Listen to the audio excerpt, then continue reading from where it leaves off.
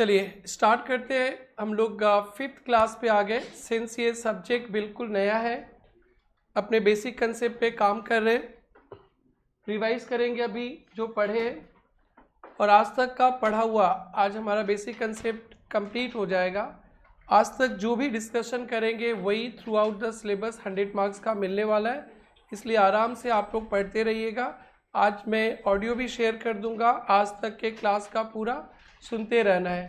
तो सबसे इम्पॉर्टेंट जो डिस्कशन था वो वेरिएबल कॉस्ट फिक्स कॉस्ट, पहले बीच से रिवाइज करते हैं। Variable cost varies proportionately with the level of activity, ये सबको पता है, और फिक्स कॉस्ट रिमेन फिक्स्ड। तो बट हम लोग आइडेंटिफाई कैसे करेंगे, क्योंकि कल से जब हम लोग चैप्टर स्टार्ट करेंगे कभी वेरिएबल फिक्स्ड आएगा। Variable cost per unit fixed होता है, बस और कुछ नहीं। एंड फिक्स कॉस्ट टोटल होता है, फिक्स कॉस्ट टोटल होता है। सो चलिए, बेसिक्स था cost accounting. What is cost accounting में बताया गया था, is a process of accounting of recording of income and expenses and preparation of report statements for calculation of cost, profit, selling price, cost control, reduction and decision making। तो यानी यही पढ़ना है अपने को।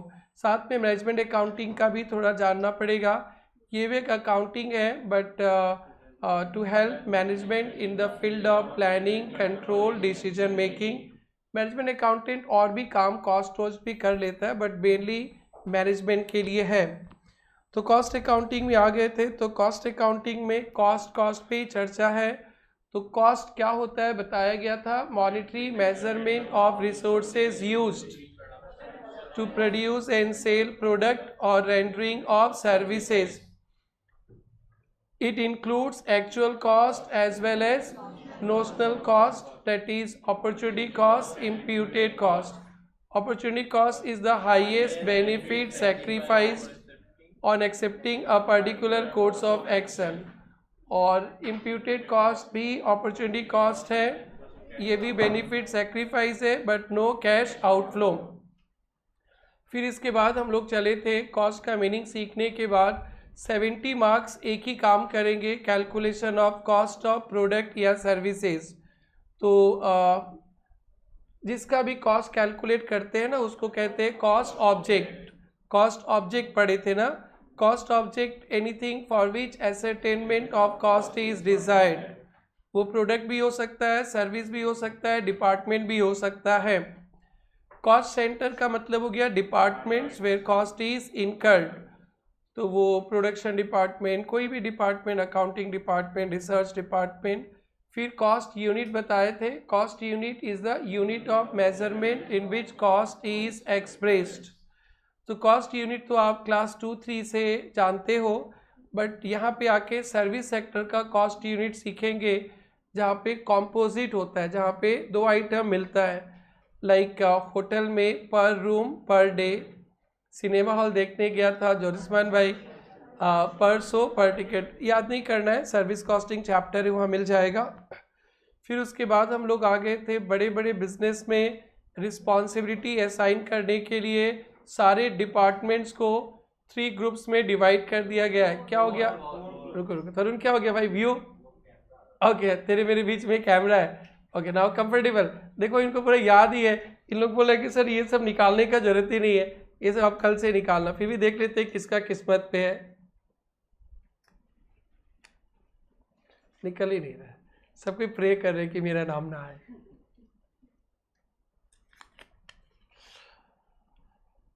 पक्का नहीं आया होगा। मंगल भी एब्सेंट, कौन है?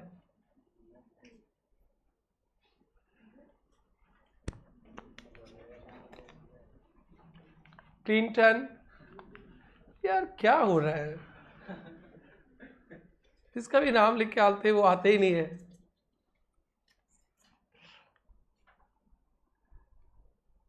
निक भी नहीं आया होगा, इन ट्रांजिट।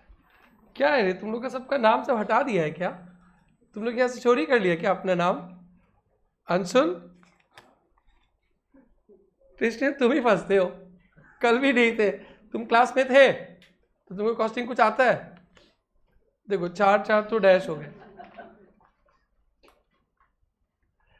किसी एक से रिस्पॉन्सिबिलिटी सेंटर पूछना है, किससे पूछना है वही देख रहे हैं। जेंटिमला तुम ही फंस गई। या रिस्पॉन्सिबिलिटी सेंटर बोलो। अब बैठ जाओ पहले, एकदम रिलैक्स। या से now cost centre, revenue centre, profit centre, investment centre. Very good. तो इन्वेस्टमेंट सेंटर का परफॉर्मेंस कैसे जानेंगे अपन?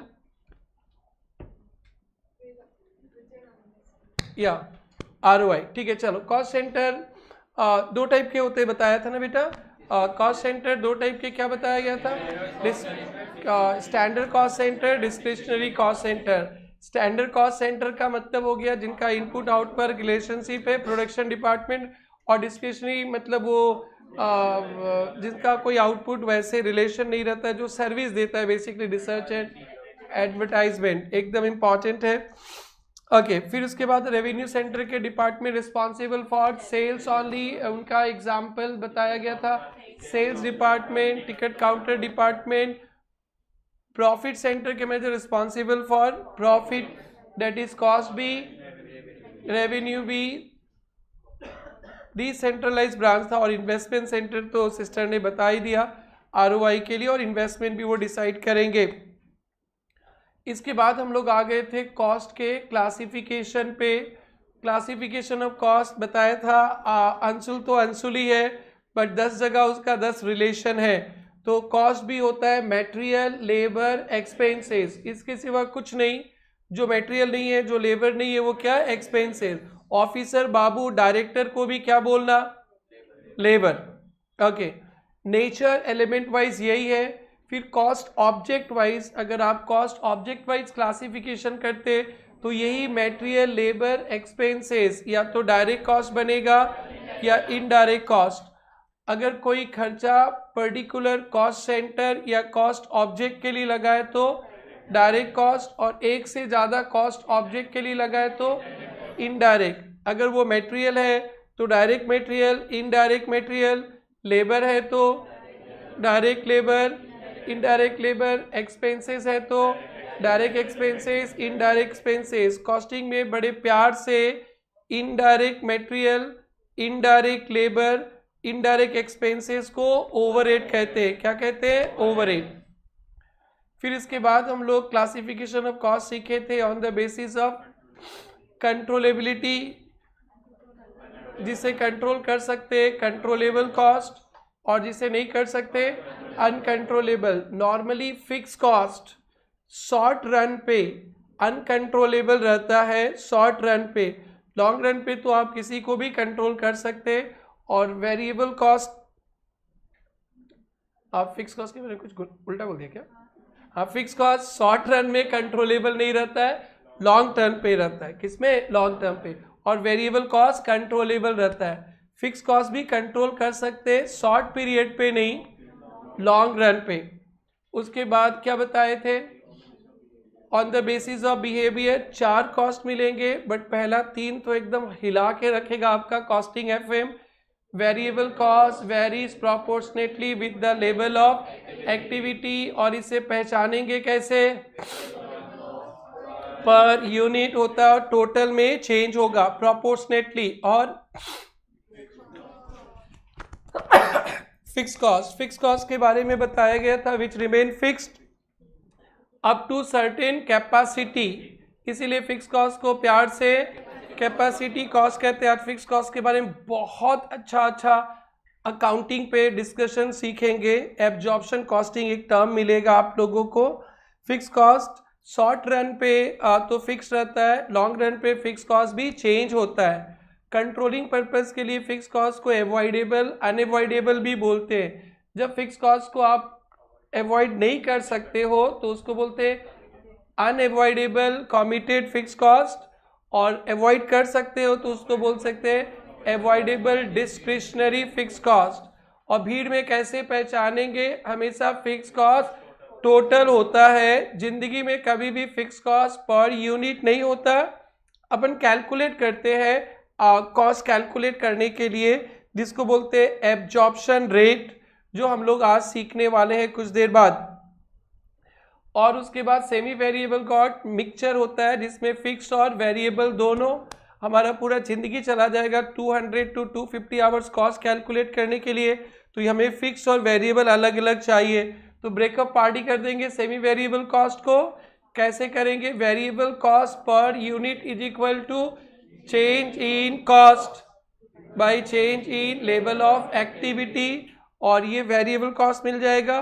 कोई एक फर्स्ट वाला में या सेकेंड वाला में फिट कर देंगे तो बाकी का फिक्स कॉस्ट मिल जाएगा। ये पहला प्रैक्टिकल आपको 3 नंबर 2 नंबर दिला सकता है, कभी नहीं भूलना है, always be in practice.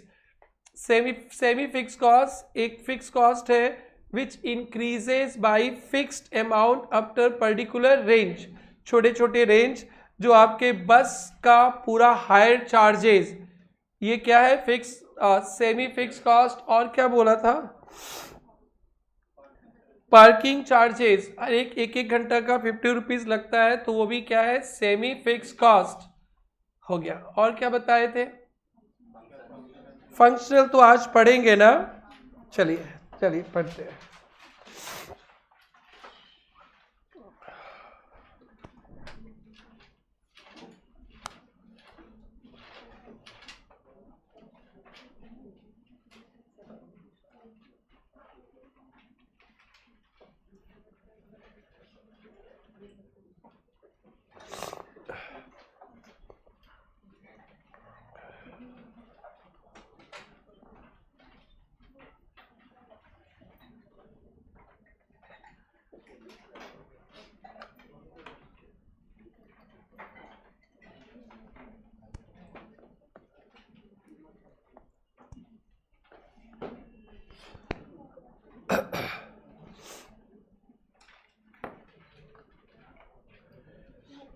Yes, जो आप पहला चैप्टर पढ़ेंगे प्रैक्टिकल कॉस्ट शीट, जिसमें ऑलमोस्ट 30-40 सम्स करेंगे, जो कंफर्म एग्ज़ाम में 10 नंबर का आएगा, इसी क्लासिफिकेशन पे बेस्ड है। ये सबसे बड़ा क्लासिफिकेशन है कॉस्ट का। आइए इसको पढ़ते हैं। फंक्शंस के बेसिस पे एक आपका फैक्ट्री होता है, फैक्ट्री के अंदर जितना भी खर्चा लगता है ना, उसे कहते हैं प्रोडक्शन कॉस्ट। क्या कहते हैं? Production cost. माल बनाने के लिए मटेरियल लगेगा, मटेरियल भी प्रोडक्शन कॉस्ट है। लेबर एंगेज रहेंगे, लेबर भी कॉस्ट है। और बहुत सारा एक्सपेंसेस रहेगा ना बेटा। अब ये मटेरियल डायरेक्ट मटेरियल भी हो सकता है, इनडायरेक्ट मटेरियल, लेबर भी हो सकता है, direct labour, indirect labour, expenses भी हो सकता है, डायरेक्ट एक्सपेंसेस और इनडायरेक्ट एक्सपेंसेस। ये indirect material, indirect labour, indirect expenses को सिंस फैक्ट्री के अंदर है ना, तो इसे हम लोग ना प्यार से फैक्ट्री ओवरहेड कहते हैं। क्या ओवरहेड? Factory overhead. क्या ओवरहेड? फैक्ट्री का एक्सपेंसेस है ना, factory overhead, production overhead, manufacturing overhead, work overhead. जो पहला चैप्टर पढ़ेंगे ना, उसमें 1 2 3 4 5 6 क्वालिटी कंट्रोल एक आएगा। ओनली 7 टॉपिक्स ही पढ़ना है, वहाँ पे सिखाया जाएगा आपको फिर से प्रोडक्शन ओवरहेड क्या होता है, एडमिनिस्ट्रेशन क्या होता है, पूरा डिटेल पे। बस थोड़ा सा नॉलेज रखिएगा। तो प्रोडक्शन कॉस्ट कहाँ पे लगता है? Factory. All expenses of factory, factory का सारा एक्सपेंसेस को ही बोलते हैं प्रोडक्शन कॉस्ट। तो इनके बाद हेडिंग लिख लिए थे ना, अब थोड़ा थोड़ा इनके बारे में लिखेंगे, और इसको ना बहुत अच्छा से रखना है आपको। पहला करीबन 10 डेज इसी के साथ ही टाइम स्पेंड करना है, बहुत अच्छा दोस्ती करना है इनके साथ जो अब लिख रहे हैं। पहला चैप्टर में आके फिर से मैं बताऊंगा, एकदम फिर से डिटेल्स में पढ़ना है। तो अभी थोड़ा सा लाइट बेसिक कंसेप्ट ले लेंगे। प्रोडक्शन कॉस्ट लिखा बेटा?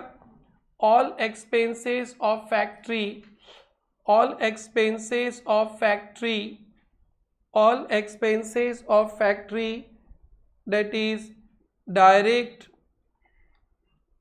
and indirect, direct and indirect, all expenses of factory, direct and indirect, are production cost, are production cost. All expenses of factory, direct and indirect are production cost.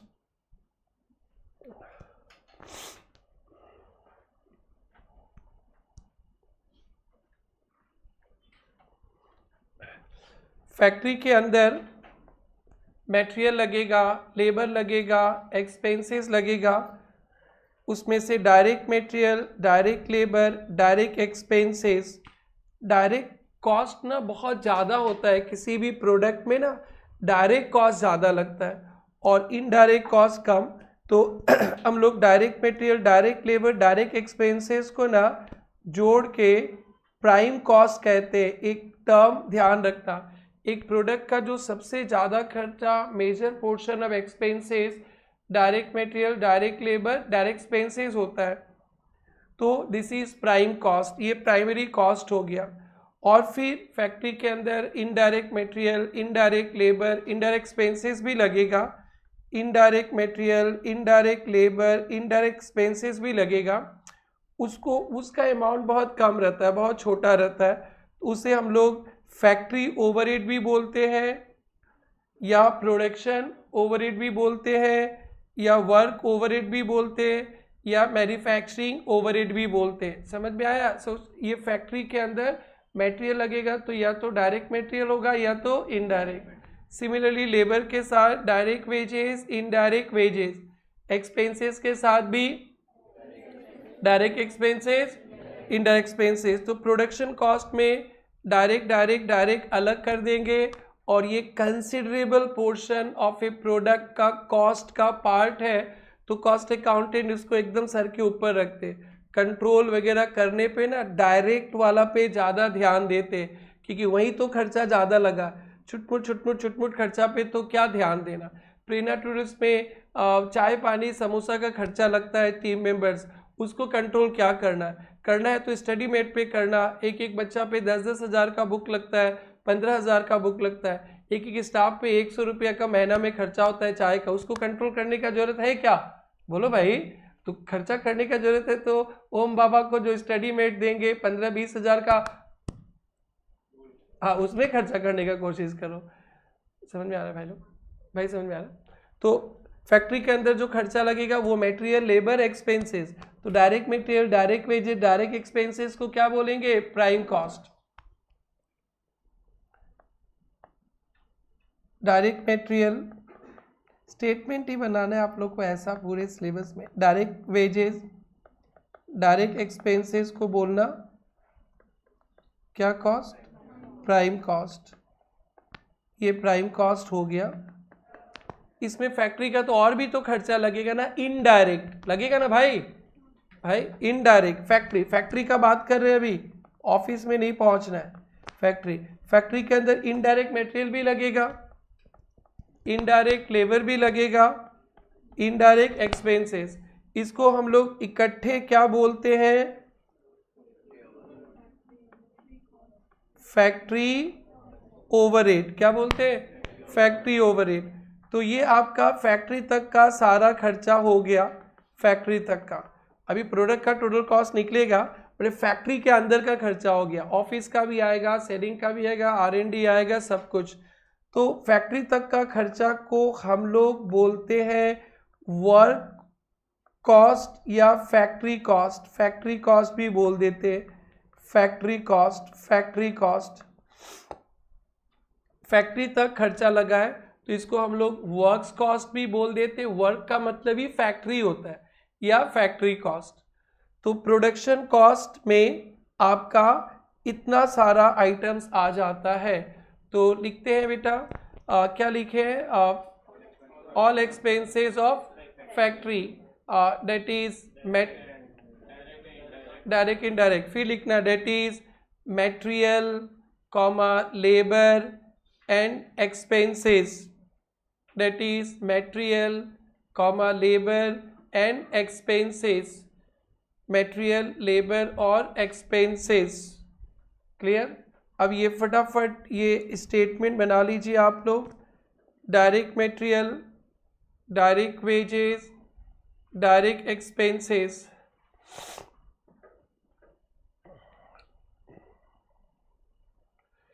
Direct material, direct wages, direct expenses, prime cost,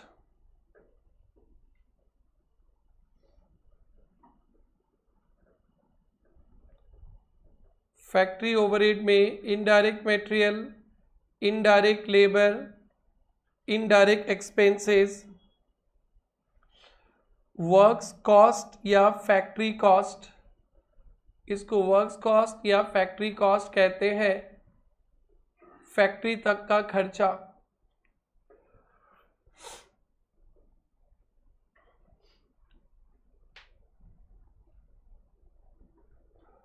works cost या factory cost कहते हैं factory तक का खर्चा। Done. Example लिखेंगे। Example, direct material 50,000। Example लिखेंगे, direct material 50,000, direct expenses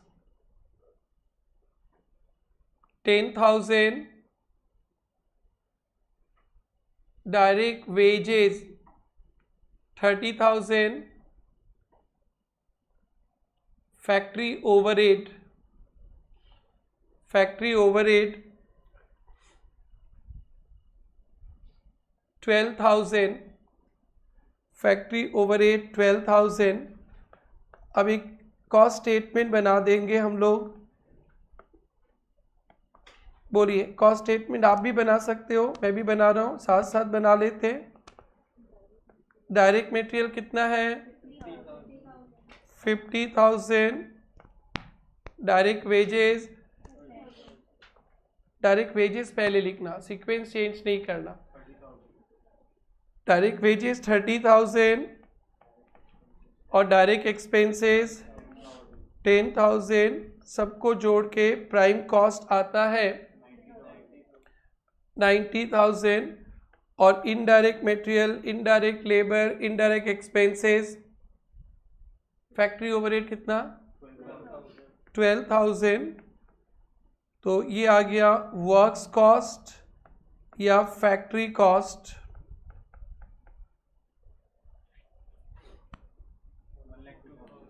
1,02,000। एक product का कॉस्ट कैलकुलेट करना सीख रहे हैं on the basis of functional classification. Functions के बेसिस पे फंक्शनल क्लासिफिकेशन, ये आपको फर्स्ट चैप्टर में काम आने वाला है। फिर से आप लोग 3-4 दिन के अंदर फिर से इसको कॉपी में लिखने वाले हो, तब कितना कंफर्ट फील करोगे अगर आप घर में जाके रिवाइज करोगे तो। This is done. अब सुनिए, फंक्शंस के बेसिस पे एक तो फैक्ट्री होता है, फैक्ट्री के अंदर जो भी खर्चा लगता है, मटेरियल, लेबर, एक्सपेंसेस, वो डायरेक्ट भी हो सकता है, इनडायरेक्ट। डायरेक्ट को हम लोग प्राइम कॉस्ट में डाल दिए और इनडायरेक्ट छुटमुट रहते हैं उसको ओवरहेड बोल के भी प्लस कर देंगे। फैक्ट्री का ही तो खर्चा है, तो यहाँ तक का कॉस्ट को बोलते हैं फैक्ट्री कॉस्ट। ठीक है। अब एक बिजनेस को चलाने के लिए ऑफिस होना पड़ेगा, ऑफिस। तो ऑफिस का खर्चा को बोलते हैं ऑफिस एंड एडमिनिस्ट्रेशन ओवरहेड या office and administration cost. Office का खर्चा को बोलते हैं ऑफिस या एडमिनिस्ट्रेशन, या साथ में बोलते हैं ऑफिस एंड एडमिनिस्ट्रेशन कॉस्ट। क्या होता है सर ऑफिस में? फैक्ट्री में तो माल बनता है, ऑफिस में आप जैसे ऑफिसर्स बैठे रहते हैं, ऑफिसर्स बैठ के रॉ मटेरियल का हिसाब किताब देखते, कितना प्रोडक्शन करना है वो देखते, अकाउंटिंग का काम भी देखते, कस्टमर्स के साथ डीलिंग का प्लानिंग वगैरह, सेलिंग प्राइस वगैरह, सारा management, planning, control, decision making, सब कुछ तो ऑफिस में बैठ के होता है ना। बाबू लोग, डायरेक्टर्स लोग बैठते हैं और फिर हम जैसे वर्कर्स को आदेश देते गया है, ये गुप्ता जी ये कर लो, ये कर लो। सो फैक्ट ऑफिस वाले का दो हाथ, देखो शोले में गब्बर के दो हाथ, ठाकुर के दो हाथ गब्बर के लिए थे, अरे गब्बर ने काटा था ठाकुर के दो हाथ। और कॉस्टिंग में ऑफिस वाले के दो हाथ, एक फैक्ट्री के लिए है और एक शोरूम के लिए। अपने लिए तो कुछ है ही नहीं, कुछ खाना होगा तो बोले खिला दो, मेरा एक हाथ तो फैक्ट्री में रख दिया, दूसरा हाथ तो शोरूम में रख दिया। तो ऑफिस वाले का काम रहता है वहाँ पे बैठकर फैक्ट्री को एकदम प्रॉपरली रन करे, उसके लिए सोचते रहना, प्लानिंग करते रहना, मैनेजमेंट करना, और शोरूम भी चलते रहे। ये दो सही चलेगा तभी तो ऑफिस चलेगा ना। तो ये मैनेजमेंट का खर्चा को एडमिनिस्ट्रेशन कॉस्ट कहते हैं। ऑल एक्सपेंसेस ऑन मैनेजमेंट या administration is called administration cost. ठीक है, इतने लंबे लंबे एग्जाम्पल्स मिलेंगे आपको कॉस्ट शीट चैप्टर में। बस मैं एक बार दिखा देता हूँ कि आप लोग अच्छा से अगर पढ़ोगे मन लगा के बेसिक्स, तो क्या होने वाला है आप लोग के साथ। पहला चैप्टर से लगेगा ये तो मैं डेबिट क्रेडिट से भी ज़्यादा अच्छा जान गया, क्योंकि सब यही पढ़ना है आपको। ये देखो कॉस्ट शीट, कॉस्ट शीट में बस एक ही पेज का इतने ही नोट्स है, फंक्शनल क्लासिफिकेशन के बेसिस फर्स्ट चैप्टर आप पढ़ने वाले हो। और ये कॉस्ट शीट जिसमें प्राइम कॉस्ट तक पहुंचा दिए, धीरे धीरे ये सब भी हो जाएगा। ये देखो फिर से फैक्ट्री ओवरहेड में क्या आता है पूरा डिटेल्स में डिस्कशन करेंगे, यहाँ भी करेंगे। और एक चैप्टर है ओवरहेड, फिर से वहाँ करेंगे, एक ही बात रिपीट रिपीट रिपीट होने वाला है। ये देखो एडमिनिस्ट्रेशन क्या होता है, अभी भी दो शब्द बोलेंगे, फिर से यहाँ पे आके यहाँ भी पढ़ेंगे, फिर एक ओवरहेड चैप्टर में आके फिर से पढ़ेंगे, चैप्टर ही है उनका एडमिनिस्ट्रेशन ओवरहेड क्या होता है। तो आप फिर अभी सेलिंग भी बोलने वाला हूँ, डिस्ट्रीब्यूशन भी बोलने वाला हूँ, रिसर्च डेवलपमेंट भी बोलने वाला हूँ। तो ये सब कुछ आपको फर्स्ट चैप्टर में मिलना है, इसलिए एकदम ध्यान से सुनते रहना है आपको। All expenses on administration, administration या management is called office and administration cost. यानी ये ऑफिस है, हम लोग सब ऑफिसर्स है, फैक्ट्री नहीं है। तो यहाँ जितना खर्चा दिखता है आप लोग से पूछा जाएगा नेक्स्ट चैप्टर में, आप बोलते जाओगे मैं लिखते जाऊंगा, जो दिखेगा वो जितना भी खर्चा दिखता है ना सबको बोलते हैं ऑफिस एंड एडमिनिस्ट्रेशन कॉस्ट। लेकिन इनका दो काम होता है, एक काम होता है फैक्ट्री के ऊपर हाथ रखना, दूसरा काम रहता है शोरूम के ऊपर। अभी तक सुनी नहीं क्या, दूसरा हाथ किसके ऊपर, शोरूम सेलिंग डिपार्टमेंट को देखना, तो इसे बोलते हैं एडमिनिस्ट्रेशन कॉस्ट। और कभी कभी कुछ कुछ ऑफिस ना फैक्ट्री के कंपाउंड के अंदर भी रहता है, उनका काम और कहीं नहीं रहता, बोले बस फैक्ट्री चला लीजिए और कुछ नहीं चाहिए, तो वो तो पूरा प्रोडक्शन रिलेटेड ही कॉस्ट रहेगा। कौन सा रिलेटेड, प्रोडक्शन रिलेटेड।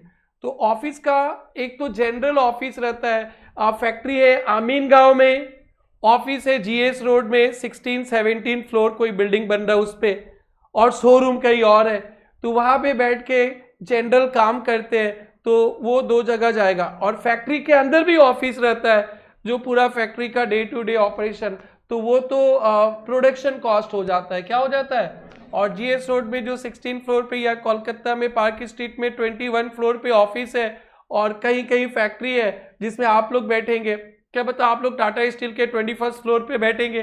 कोलकाता में मैं कभी जाऊंगा और उधर से कैब से निकाल के देखा तो मेरा वो स्टूडेंट 21 तल्ला पे बैठा है, मैंने उधर से खिड़की से देख के बोलूंगा, बट आऊंगा नहीं डिस्टर्ब करने के लिए, आप लोग बहुत बड़े पोजीशन पे रहेंगे, इसलिए मन लगा के पढ़ लेना।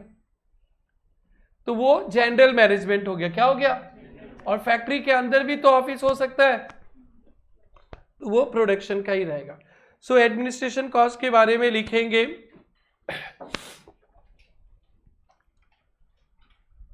कॉस्ट इनकर्ड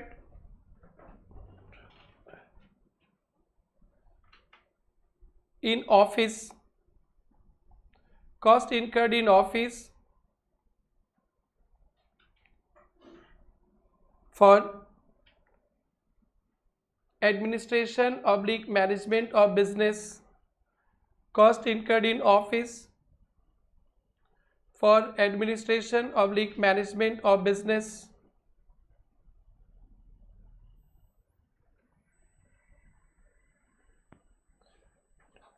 ये ऑफिस का खर्चा ना दो टाइप का मिलेगा, ध्यान से देखना। एक तो प्रोडक्शन रिलेटेड, क्या रिलेटेड बेटा, प्रोडक्शन, वो जो ओनली ऑफिस वाले प्रोडक्शन देख रहे हैं, और एक तो जनरल एक्सपेंसेस होता है, ठीक है ना। तो प्रोडक्शन रिलेटेड रहेगा तो ये प्रोडक्शन का खर्चा में दिखा देते हैं, किसके खर्चा में, प्रोडक्शन। और जनरल रहेगा तो प्रोडक्शन के खर्चा में उसको नहीं दिखाते।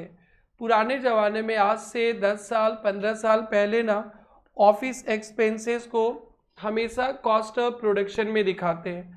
आपको तो पता है डे टू डे इतना डेवलपमेंट होता है, लोगों का सोच चेंज होता है। तो मॉडर्न जनरेशन का सोच है कि आपका ऑफिस का खर्चा में पता कीजिए कि ये ऑफिस का क्या काम है। क्या ये लोग ओनली प्रोडक्शन देखते हैं? हाँ, प्रोडक्शन रिलेटेड है तो वो खर्चा को डाल दीजिए प्रोडक्शन के कॉस्ट में। नहीं, जनरल है, सबको ध्यान देते, सबको, फैक्ट्री को भी, ऑफिस को भी, शोरूम वगैरह जनरल है, तब उसको प्रोडक्शन कॉस्ट में नहीं डालना। आपके दीदी भैया लोग 5 साल 10 साल पहले पढ़े थे तो एक ही शब्द याद रखते थे, ऑफिस का खर्चा प्रोडक्शन पे आएगा। बट डे टू डे और एक्यूरेसी चाहिए और परफेक्शन चाहिए, तो आपके जनरेशन्स लोग ऐसा करने लगे। मैं 10 साल पहले ऑफिस का खर्चा को कॉस्ट ऑफ प्रोडक्शन में डालता था। अब नया सिस्टम आ गया, ऑफिस का खर्चा है तो पूछो किससे कनेक्शन है, प्रोडक्शन से रिलेटेड है तो प्रोडक्शन में डालो, कॉमन सेंस है। पहले हम लोग का दिमाग नहीं था, आप लोग न्यू जनरेशन का दिमाग बहुत है और जनरल है तो प्रोडक्शन के बाद डालो, प्रोडक्शन के खर्चा में नहीं डालना है। तो आपको पढ़ाई के दौरान ऑफिस एक्सपेंसेस ऐसा मिलेगा, production related general, production related general. Production related होगा तो कहाँ पे आ जाएगा बेटा? प्रोडक्शन कॉस्ट पे आएगा। और जनरल है तो प्रोडक्शन कॉस्ट के बाद, माल बनने के बाद, तो आफ्टर प्रोडक्शन कॉस्ट। बस 2 दिन याद रखना है क्योंकि फिर से हमारे पास यही आने वाला है, उसके बाद फिर जिंदगी में कोई नहीं सिखाएगा। अभी मैं आप लोग को जस्ट बेसिक्स बता रहा हूँ कि कॉस्टिंग में का ABCD सिखा रहा हूँ। When will come to first chapter, costing में चैंप बनाएंगे जस्ट बिगिनर्स के लिए। तो ऑफिस का खर्चा समझ गया। आप 50 एग्जाम्पल मेरे से पूछोगे, मैं आपसे 51 एग्जाम्पल बुला दूंगा, बोल दूंगा इस रूम का खर्चा बोलते चलो। तो जितना खर्चा को आपको दिखता है बोलते चलोगे, सभी तो ऑफिस का खर्चा हो गया। अगर ये ऑफिस है तो यस और नो? तो कॉस्टिंग में किससे पूछने का जरूरत ही नहीं, जो चाहिए आप इसको ऑफिस समझ लो, ऑफिस का खर्चा दिख जाएगा। आप इसको सेल्स डिपार्टमेंट, शोरूम समझ लो, जो खर्चा दिखता है आप बोलते जाओ। कॉस्टिंग तो आपके घर का बात है ना, जैसे मर्जी वैसे बोलो, सब सही है तो भी खर्चा भी निकल जाएगा। तो एग्जाम्पल्स के पीछे नहीं भागना, आप जिधर देखो उधर एग्जाम्पल है, बस ये थोड़ा सा ध्यान रखना, लिख लेना बेटा। ऑफिस एक्सपेंसेस प्रोडक्शन रिलेटेड है तो प्रोडक्शन कॉस्ट में डालेंगे। ऑफिस एक्सपेंसेस को एरो मारना, प्रोडक्शन रिलेटेड है तो प्रोडक्शन कॉस्ट है वो, यस प्रोडक्शन कॉस्ट है वो। और जनरल है तो आफ्टर प्रोडक्शन कॉस्ट आएगा।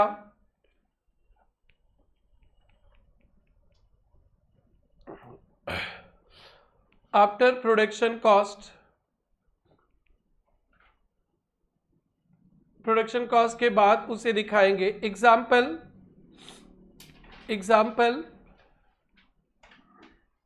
ओके, एग्जाम्पल प्राइम कॉस्ट तक पहुंच गए थे क्या?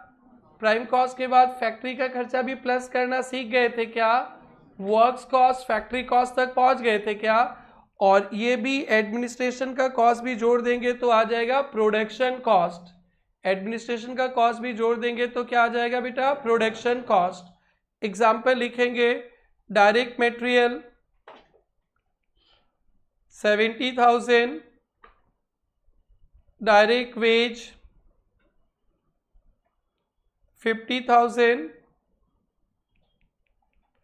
Direct material 70, direct wage 50, direct expenses 10,000, factory overhead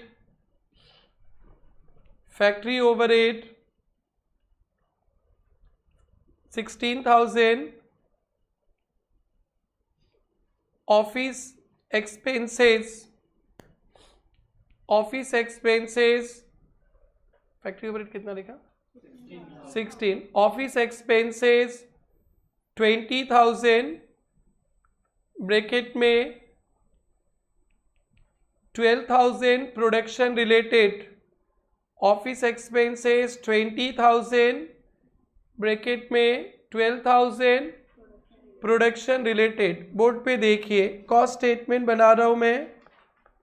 cost statement, सबसे पहले डायरेक्ट एक्सपेंसेस बोलिए। Direct material 70,000, direct wages 50,000, direct expenses 10,000। Yes, इसको बोलते हैं प्राइम कॉस्ट। 1,30,000 प्राइम कॉस्ट के बाद फैक्ट्री ओवरहेड 16,000, इसको बोलते वर्क्स कॉस्ट या फैक्ट्री कॉस्ट 1,46,000। ठीक है, अब एक नया सीखे ऑफिस का एक्सपेंसेस। तो ऑफिस का एक्सपेंसेस देखो तो क्या बताया गया है, 20,000। वो आपको बता देगा ऑफिस का एक्सपेंसेस किसके लिए है।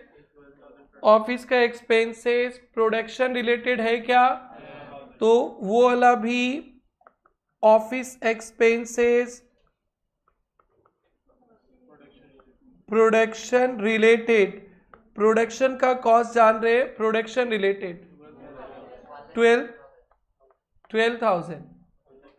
यस, इसको बोलते हैं, अरे इतना फास्ट हो जाता है, रुको चैप्टर आने दो बेटा, अभी तो बेसिक से। 1,58,000, इसको बोलते हैं cost of production. Cost of production या production cost, cost of production, माल बनाने का खर्चा। समझा ना। अरे सर और बच गया, कितना बताया था ऑफिस का खर्चा, 20,000, और उसमें प्रोडक्शन का रिलेटेड और बच गया सर 8,000। क्या होगा अभी बताएंगे। एक कॉस्ट और पढ़ना है, सेलिंग एंड डिस्ट्रीब्यूशन, तो उसके साथ प्लस होके टोटल कॉस्ट में आएगा। है तो इस प्रोडक्ट का ही खर्चा, वो प्रोडक्शन कॉस्ट में नहीं आएगा, उसके बाद आएगा। ठीक है, कॉस्ट में आएगा ही आएगा, जितना खर्चा करता है शोरूम का भी आएगा, बट वो ना एक सिस्टम से आएगा। पहले फैक्ट्री का खर्चा, फिर ऑफिस का खर्चा, फिर सेलिंग, 3 हेडिंग में आएगा, और फिर उसके बाद टोटल कॉस्ट में सब कुछ आएगा, सब कुछ प्लस करेंगे। यही काम होगा हमारा कॉस्ट शीट चैप्टर में। एक बार के लिए इसको मैं क्लोज कर दिया। प्रोडक्शन कॉस्ट समझ में आया क्या, और आपके दिमाग में कौन सा कॉस्ट घूम रहा होगा, 8,000 ऑफिस का कॉस्ट जनरल ना, ये इसको will be considered later on, will be considered after production cost. Selling के साथ उसको मिला के दिखाएंगे, समझा भाई, क्योंकि वो लास्ट ऑप्शन है हमारा कॉस्ट शीट का। तो 8,000 भी आएगा प्रोडक्शन कॉस्ट के बाद, यानी खर्चा हो गया 158 प्लस 8 166। तो 166 ही आएगा, बट थोड़ा सा जगह है सबका, जैसे कि वो दीपन को अच्छी जगह वो अच्छा लगता है, फाउंडेशन से पहले वही बैठता है, और मिलन को पहला बेंच में ही मिलन चाहिए तो इधर ही बैठता है। तो आपको एक सिस्टम बन गया ना, जैसे अंशुल को सेकंड बेंच में ही बैठना है, अब वो सेकंड बेंच में ही बैठेगा, बस उसका सिस्टम हो गया। तो यहाँ भी सिस्टम है, प्राइम कॉस्ट को पहले दिखाना, फिर फैक्ट्री दिखाना, फिर ऑफिस दिखाना। ऑफिस में भी 2 पार्ट करना, ब्रेकअप, प्रोडक्शन रिलेटेड सीओपी में आ जाएगा, और उसके बाद वाला अभी आएगा।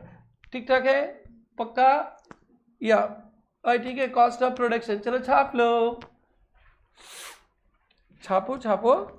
क्या सोचती तू, बीकॉम वाले बोलते कि ये सब हम लोग जानते हैं, कोई बात नहीं, फिर भी सीखो। बीकॉम तो जानते हैं सब, यस, हाँ, फिर भी सीख लो, कोई बात नहीं, पैसे दियो, वसूलो पैसा। अरे सानिया आज नहीं आएगी, वो भी तो जाने वाली थी शायद बाहर, गई।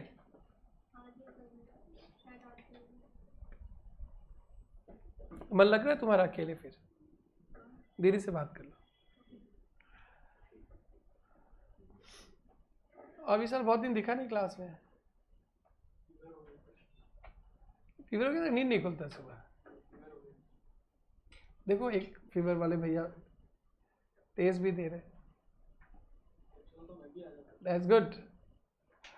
क्लास भी मिस मत करो, क्लास मिस मत करो। वीडियो देखकर रिटेंशन करना, रिकॉल करना बहुत पेनफुल है बेटा, बहुत पेनफुल है, और वो एडजस्ट ही नहीं होता है, और एडजस्ट भी होता है तो एकदम फास्ट करके क्वालिटी कॉम्प्रोमाइज़ हो जाता है। जिनको फेस टू फेस का आदत है, वीडियो तो आप लोग के लिए तो बड़ा डैश ही है, कोशिश करना फेस टू फेस। जो आनंद यहाँ मिलता है वीडियो में तो नहीं मिलता है, और जो पूरा वीडियो ही देखता है उन लोग तो मेंटली प्रिपेयर्ड हो गए, उपाय नहीं है। या ऑफिस कॉस्ट, जनरल ऑफिस का expenses will be considered after COP. Done. तो ये ऑफिस का खर्चा समझ में आ गया, ऑल एक्सपेंसेस ऑफ ऑफिस। आगे बढ़े, आगे बढ़े, third bench. Yes, now administration cost के बाद सेलिंग एंड डिस्ट्रीब्यूशन कॉस्ट आता है। सेलिंग एंड डिस्ट्रीब्यूशन देखो तो हमारे फंक्शनल में था क्या, सेलिंग एंड डिस्ट्रीब्यूशन। ऐसे बात करें तो सेलिंग कॉस्ट का मतलब अलग होता है, डिस्ट्रीब्यूशन का अलग होता है, बट जो प्रेजेंटेशन किया जाता है सेलिंग एंड डिस्ट्रीब्यूशन एक साथ। सेलिंग कॉस्ट होता है प्रोडक्ट को सेल करने के लिए शोरूम का खर्चा, सेल्स डिपार्टमेंट का खर्चा, एडवर्टाइजमेंट का खर्चा, ये सब को बोलते हैं सेलिंग एक्सपेंसेस। और कस्टमर तक होम डिलीवरी करने का खर्चा, पहुंचाने का खर्चा, जो एक ये वेयर हाउस है जहाँ पे सामान रखते यहाँ से कस्टमर को भेजते, अब ये वेयर हाउस पे जो भी खर्चा लगेगा, this warehouse is only for distribution of product till customer के दुकान तक, घर तक, उसको बोलते हैं डिस्ट्रीब्यूशन कॉस्ट। हम लोग ही अगर ये सेल्स डिपार्टमेंट में बैठे हैं तो यहाँ जितना खर्चा दिखेगा उसको बोलेंगे सेलिंग कॉस्ट। हम लोग ही डिस्ट्रीब्यूशन डिपार्टमेंट में काम कर रहे हैं और ये डिस्ट्रीब्यूशन डिपार्टमेंट है तो यहाँ जितना भी खर्चा दिखेगा distribution cost. So all expenses incurred to sell and distribution, handling of product till it reaches to customer is called distribution cost. ये भी हम लोग प्लस करते हैं, तो ये ध्यान से देखना। कॉस्ट ऑफ प्रोडक्शन आने के बाद, कॉस्ट ऑफ प्रोडक्शन आने के बाद अपन इसमें selling and distribution cost plus कर देते, सेलिंग एंड डिस्ट्रीब्यूशन भी प्लस करते, ऑफिस का जनरल एक्सपेंसेस भी प्लस कर लेते, और फिर ये प्लस करने के बाद अगर क्वालिटी कंट्रोल कॉस्ट नहीं है, रिसर्च एंड डेवलपमेंट कॉस्ट नहीं है, जो मोस्टली जो एकदम मीडियम बिजनेस रहता है ना उनके पास इतने ही मिलता है, और ये बन जाएगा आपका टोटल कॉस्ट। ये बन जाता है total cost subject to quality control, inspection and research and development. इसी को हम लोग प्यार से कॉस्ट ऑफ सेल्स कहते हैं। ऑफिस का खर्चा जोड़ने के बाद कॉस्ट ऑफ प्रोडक्शन कहते हैं। कॉस्ट ऑफ प्रोडक्शन के खर्चा आने के बाद और खर्चा लगता है सेलिंग एंड डिस्ट्रीब्यूशन का, उसको जोड़ने के बाद टोटल कॉस्ट, बट उसको प्यार से बोलते हैं cost of sales. Cost of sales, और यहाँ पे प्रॉफिट लॉस मिल जाएगा, और ये आपके प्रोडक्ट का सेलिंग प्राइस। यही कॉस्ट अकाउंटिंग का ऑब्जेक्टिव है, to calculate cost, profit, selling price. और इसी तरह से सबसे लंबा स्टेटमेंट यही है पूरे कॉस्टिंग में। इस पूरे सब्जेक्ट में सबसे बड़ा कैलकुलेशन यही है, फंक्शनल क्लासिफिकेशन सबसे बड़ा है, उतना बड़ा तो कुछ भी नहीं, सब छोटे छोटे छोटे छोटे हैं। तो यही चैप्टर आप लोग सीखने वाले हो। तो सेलिंग डिस्ट्रीब्यूशन के बारे में एक एक लाइन लिखते हैं, फिर धीरे धीरे कॉस्ट स्टेटमेंट को बढ़ाते चलेंगे। एक साथ लिख देना सेलिंग एंड डिस्ट्रीब्यूशन कॉस्ट, एक साथ लिख देना सेलिंग एंड डिस्ट्रीब्यूशन कॉस्ट, और एक लाइन इसके बारे में लिखना all expenses on selling product and distribution, all expenses on selling product and distribution are selling and distribution expenses, are selling and distribution expenses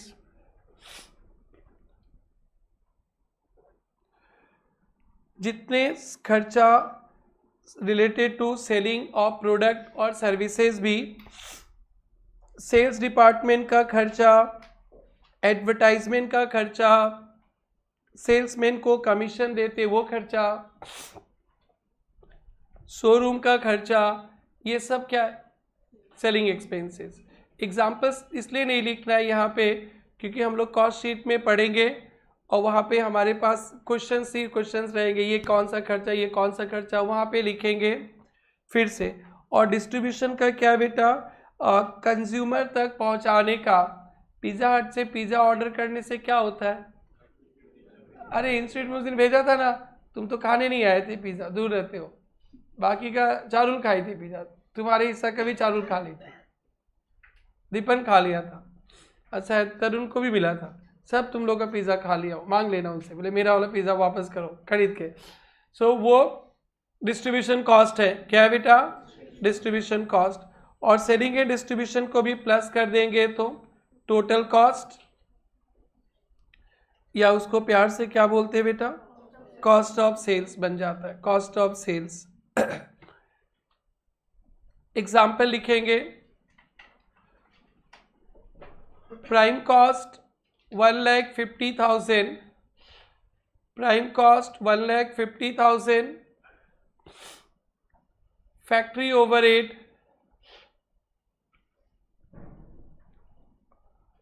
prime cost लिखा 150, factory overhead 30,000,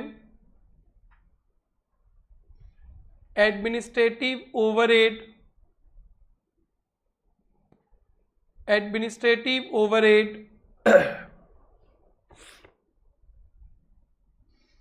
'dash production related' administrative overhead dash production related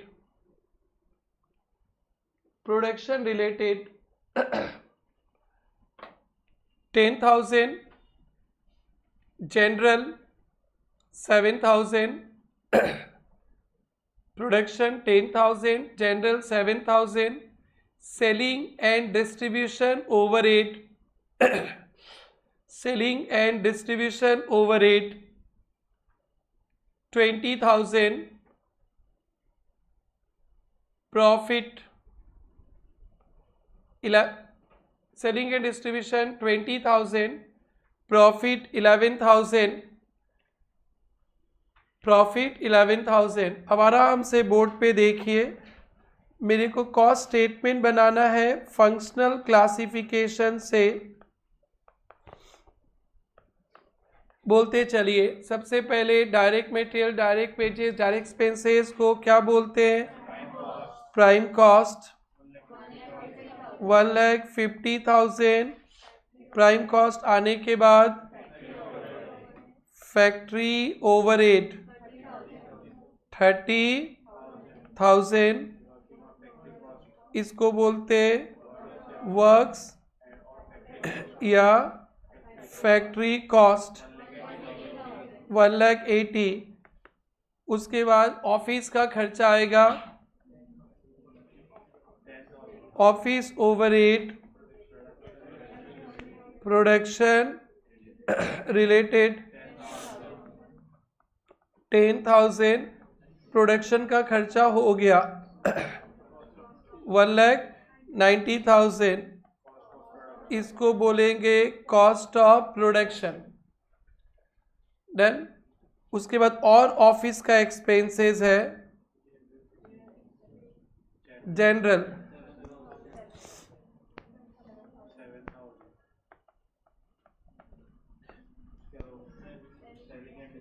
उसके बाद selling and distribution overhead 20,000। ये आपका total cost कितना आया? 2,17,000। ये total cost है। आप टोटल कॉस्ट भी बोल दो चलेगा, बट ऐसे बोलते हैं कॉस्ट ऑफ सेल्स। ये सब याद नहीं करना, ये सब कॉस्ट शीट में जाके याद करेंगे। प्रॉफिट दिया है क्या? 11,000, 2,28,000। इस तरह से हमारे कॉस्ट अकाउंटेंट एक स्टेटमेंट बनाते जिसमें कॉस्ट, प्रॉफिट, सेलिंग प्राइस, जो डेफिनेशन बोलते हो ना, यही है। करते हो आप लोग, छाप लो।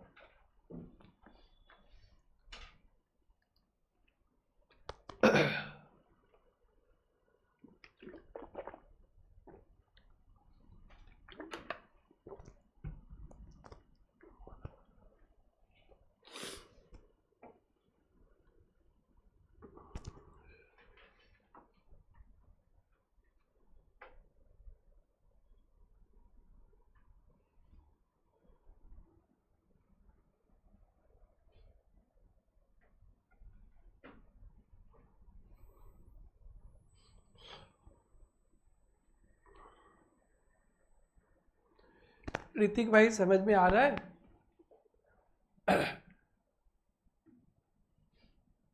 कॉस्टिंग बहुत टेक्निकल सब्जेक्ट है, टेक्निक्स को समझने का कोशिश कर रहे हैं हम लोग।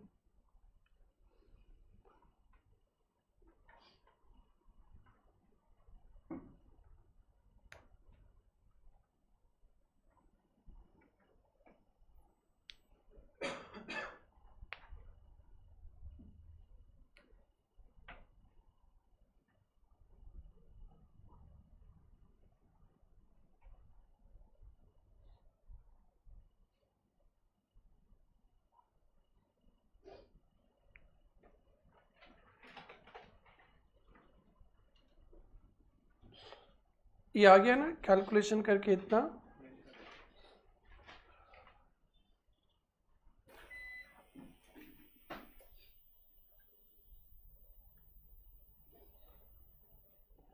लास्ट बेंच हो गया।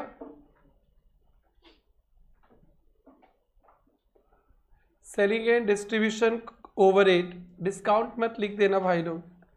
Selling and distribution overhead, cost of sales कहते हैं। यही आपका टोटल कॉस्ट है, टोटल कॉस्ट।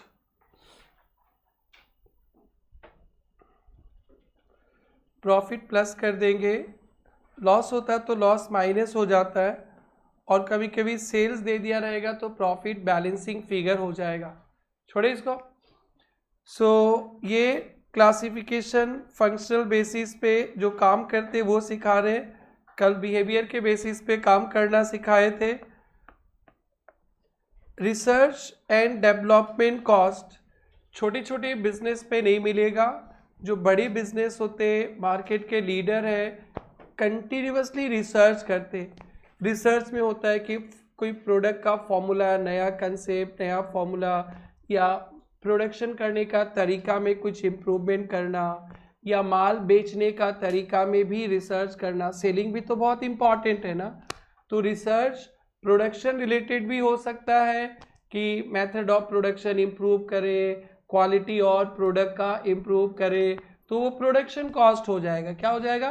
प्रोडक्शन। नहीं, उधर कोई उपाय नहीं है। हम लोग को ना कस्टमर तक का पहुंचने पे काम करना है, कस्टमर से कनेक्ट नहीं हो पा रहे। तो मार्केटिंग पे रिसर्च करोगे, डिस्ट्रीब्यूशन पे रिसर्च करोगे, तो फिर वो सेलिंग एंड डिस्ट्रीब्यूशन पे आ जाएगा। तो डिपेंड करता है कि आप रिसर्च किस पर्पस के लिए कर रहे हो। प्रोडक्शन रिलेटेड करोगे तो production cost, selling and marketing related करोगे तो distribution cost.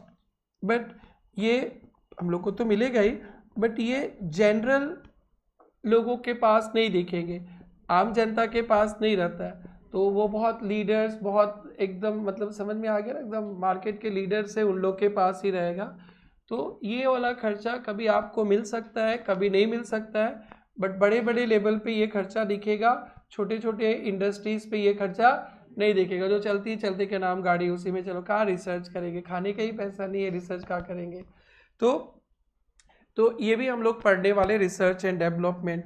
Quality control cost भी होता है, तो वो भी बड़े बड़े जो बिजनेस होते हैं ना, वो बहुत ध्यान देते हैं कि थोड़ा भी बदनामी ना हो, थोड़ा भी डिफेक्टिव ना हो।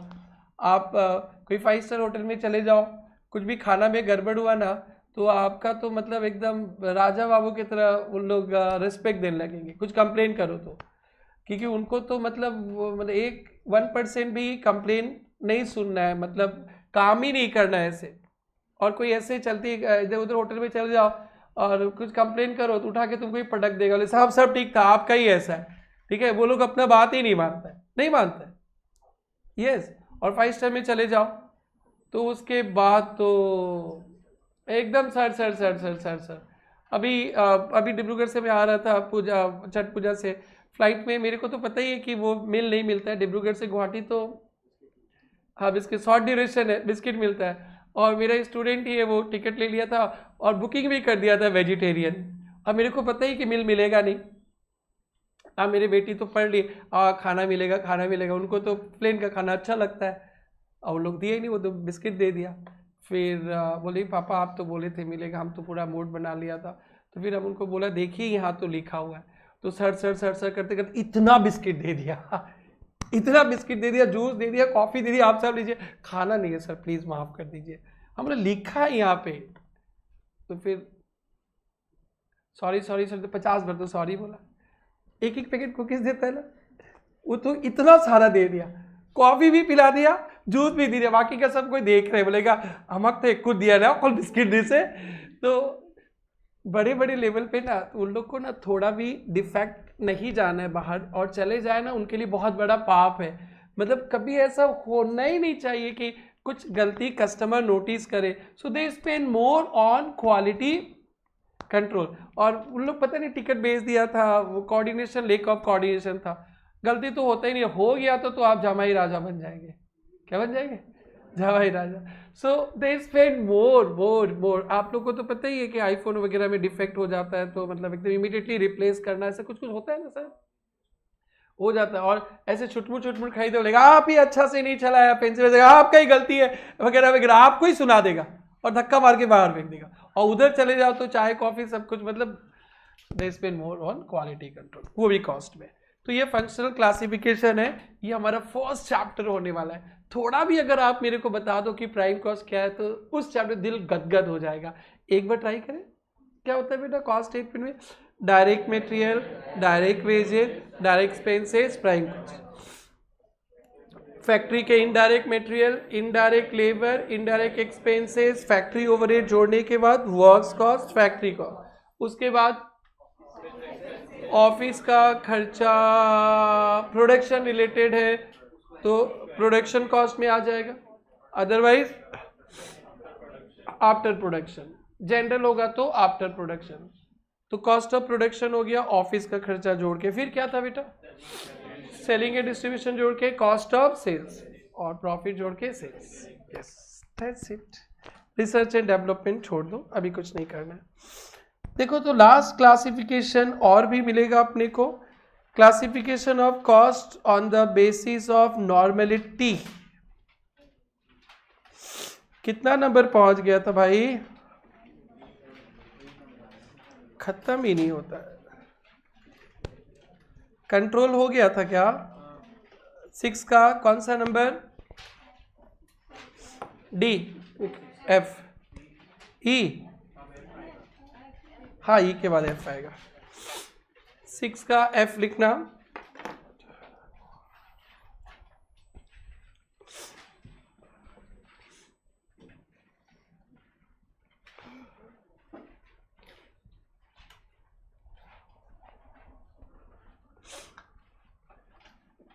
ये 2 मिनट का काम है, only 2 minutes. Classification of cost on the basis of normality. अब पहले समझ लेंगे, हेडिंग लगा दिया बेटा, ध्यान से सुनना। कॉस्ट तो मटेरियल है, लेबर है, एक्सपेंसेस है। जो कॉस्ट नॉर्मली इनकर होता है, एकदम नॉर्मल बिजनेस चलने से जो इनकर होता है उसे कहते हैं नॉर्मल कॉस्ट। और एबनॉर्मली हो गया, लाइक बिजनेस में आग लग गया तो उससे भी तो लॉस हो गया, बिजनेस में चोरी हो गया, बिजनेस में एक्सीडेंट हो गया, तो ये सब कॉस्ट को क्या बोलते हैं? Abnormal cost. या कुछ हम लोग को इंस्पेक्शन में आया था, ठीक ठाक था, थोड़ा सा गड़बड़ हो गया था, पेनल्टी ठोक दिया, ये सब कॉस्ट है एबनॉर्मल कॉस्ट। हम जैसे कॉस्ट अकाउंटेंट्स के लिए बहुत इम्पॉर्टेंट है, क्योंकि हम कॉस्ट अकाउंटेंट्स हैं, हम हमेशा नॉर्मल कॉस्ट ही अपने प्रोडक्ट या सर्विस में चार्ज करके कस्टमर से लेते हैं। नॉर्मल कॉस्ट वो होता है जो सबके जगह लगेगा, तो आप अपने कस्टमर से नॉर्मल कॉस्ट ही चार्ज करेंगे प्रोडक्ट सर्विस के थ्रू।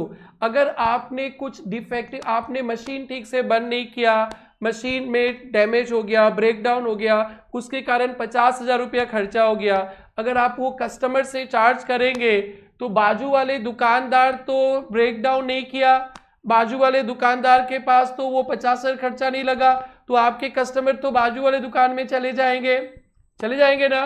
तो जिंदगी में कभी भी हम लोग अपने कस्टमर से एबनॉर्मल कॉस्ट चार्ज नहीं करते। एबनॉर्मल कॉस्ट चार्ज करेंगे तो हमारा प्रोडक्ट का कॉस्ट बढ़ जाएगा। एबनॉर्मल कॉस्ट मेरे गलती के कारण हुआ है, मैं मशीन को अच्छी तरह से मेंटेन करता तो ब्रेकडाउन नहीं होता, तो ब्रेकडाउन का कॉस्ट नहीं होता।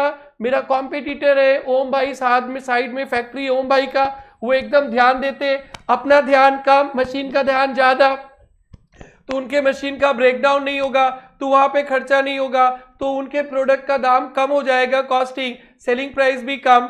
तो बताओ प्रतिभा, आप मेरे से सामान खरीदोगी ना ओम बाबू से सेम क्वालिटी, ओम बाबू का सस्ता, आरजी का महंगा, फिर पूछोगी सर एक बात बताइए, हम आपका ही भक्त है, आपसे ही लेना चाह रहे हैं, आपका दाम इतना क्यों ज्यादा है? तो बोलेंगे बेबी वो ना मशीन ब्रेक डाउन हो गया था, सॉरी मेरी गलती के कारण वैसे वो लग गया। तो फिर आपको तो आरजी से बाद में प्यार है, पहले किससे प्यार है? पैसा से प्यार है। आरजी जाए डैश में तो आप जाए ओम बाबू के दुकान में तो हमारी दुकान बंद हो जाएगा और इतने प्यारे प्यारे कस्टमर चले जाएंगे। आप जाओगी तो अकेले थोड़ी जाओगी, पूरे समाज को लेके चली जाओगी, तो हमारी फैक्ट्री बंद। तो जिंदगी में कभी भी एबनॉर्मल नहीं। हमारे पढ़ाई के दौरान 500 बार बोलने वाला हूं एबनॉर्मल, डायरेक्टली बोलना costing PL, abnormal costing PL, product या सर्विस में नहीं दिखाना है। तो 2 लाइन का, बट क्या बोलूं मैं कि 500 बार तो बोलना ही पड़ेगा कॉस्टिंग पीएल। पेनल्टी लग गया, फाइन लग गया, ब्रेकडाउन हो गया, चोरी हो गया, चपाटी हो गया, डैश डैश, प्रोडक्ट में चार्ज नहीं करो, अपना आपका लॉस है, आपके सर फोड़ो, ठीक है, कॉस्टिंग पीएल में। So only normal cost charge from customer through product या सर्विसेज। इस इंस्टीट्यूट में भी जो भी खर्चा होता है ना, कोई नॉर्मल खर्चा है जो लगता है वही आपसे चार्ज करेंगे। कुछ टूट फूट गया हमारे नेग्लिजेंस के कारण, अभी अच्छा भगवान जी ऐसा ना हो, अचानक कुछ भी बोलने से हो ही जाता है, कुछ भी नहीं, चलो कुछ नहीं, चलो सब ठीक है, कुछ भी बोलेंगे टूट जाओ तो अचानक सच्ची के टूट जाएगा। मतलब बता रहे किसी और के फैक्ट्री में अचानक मशीन टूट गया, तो खर्चा लग गया, तो वो बोलेगा कि नहीं आपका सामान बन रहा था, मशीन टूट गया, आप ही दे दो, तो फिर सीधा किसके फैक्ट्री में चले जाएंगे? ओम बाबू के फैक्ट्री में, ठीक है। हाँ बोलो बेटा। बस इतना ही है, बात बड़ा छोटा है, बट लास्ट डे तक याद रखना है। विच cost is charged? Only normal cost. And normal cost क्या है ना, जो आपको एकदम नॉर्मली बिजनेस में दिखता है। सो नॉर्मल कॉस्ट के बारे में थोड़ा सा, एक लाइन आधा line.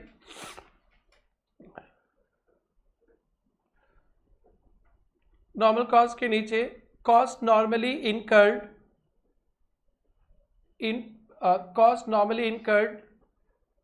in production and sales, cost normally incurred in production oblique sales।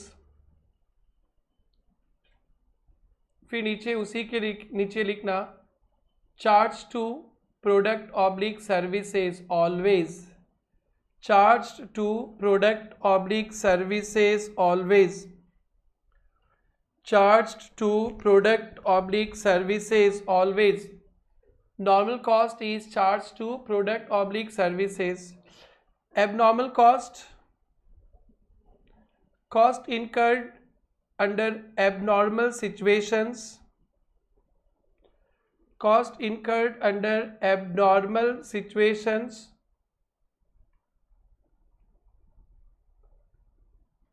like machine breakdown, power failure,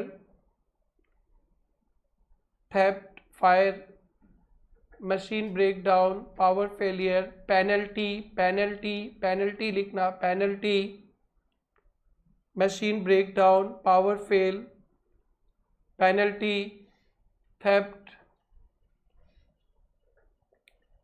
ये खर्चा को बोलते हैं abnormal cost. Never charge to product services, transfer to costing PL, highlighter से हाईलाइट कर देना। Never charge to product oblique services, कभी भी प्रोडक्ट सर्विसेज से चार्ज नहीं करेंगे। Never charge to product oblique services, transfer to, कहाँ ट्रांसफर करेंगे, कॉस्टिंग पीएल। आप लोग 11-12 में एक अकाउंट्स का ट्रेडिंग पीएल पढ़ के आए थे। कॉस्ट अकाउंटेंट आपको एक छोटा सा कॉस्टिंग पीएल भी सिखाएगा, एकदम सिंपल था, 2 लाइन का कॉस्टिंग पीएल भी सिखाएगा, तो कॉस्टिंग पीएल में भेज देंगे। तो एबनॉर्मल वाले को हाइलाइटर से हाईलाइट कर देना, नॉर्मल तो रोज ही मिलने वाला है, एबनॉर्मल आपको लास्ट डे तक याद रखना है।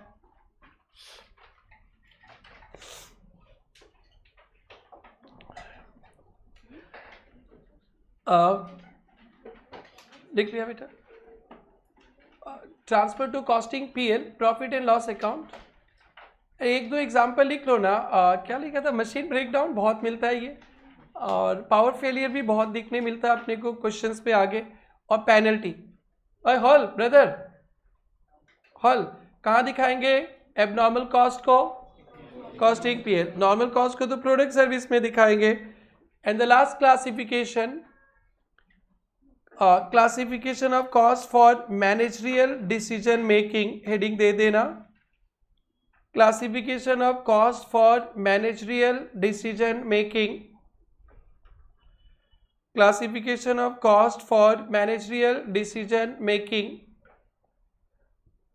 ये हम लोग अभी डिस्कस नहीं करेंगे, ये हमारा डिसीजन मेकिंग का पार्ट है, मैनेजमेंट अकाउंटिंग बाद में पढ़ेंगे, बट सुन लो, डिसीजन मेकिंग चैप्टर में जाके पढ़ेंगे, बहुत एडवांस है ये।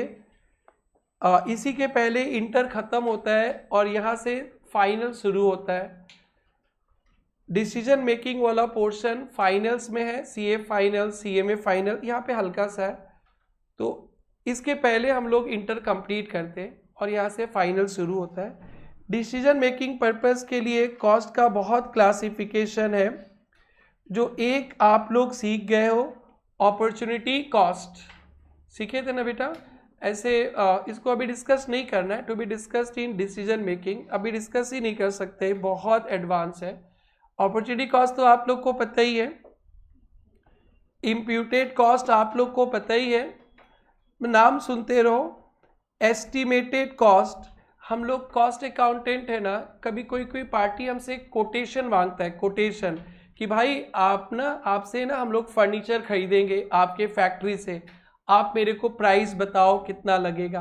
काम करने से पहले प्राइस पूछता है, कोटेशन मांगता है, बड़े बड़े कॉन्ट्रैक्ट होता है, तो हम लोग एस्टिमेटेड बेसिस पे कॉस्ट स्टेटमेंट बना लेते, उसको बोलते हैं एस्टिमेटेड कॉस्ट। वो सब मैनेजमेंट देखता है, कोटेशन वोटेशन भेजना, तो मैनेजरियल डिसीजन मेकिंग में काम आता है।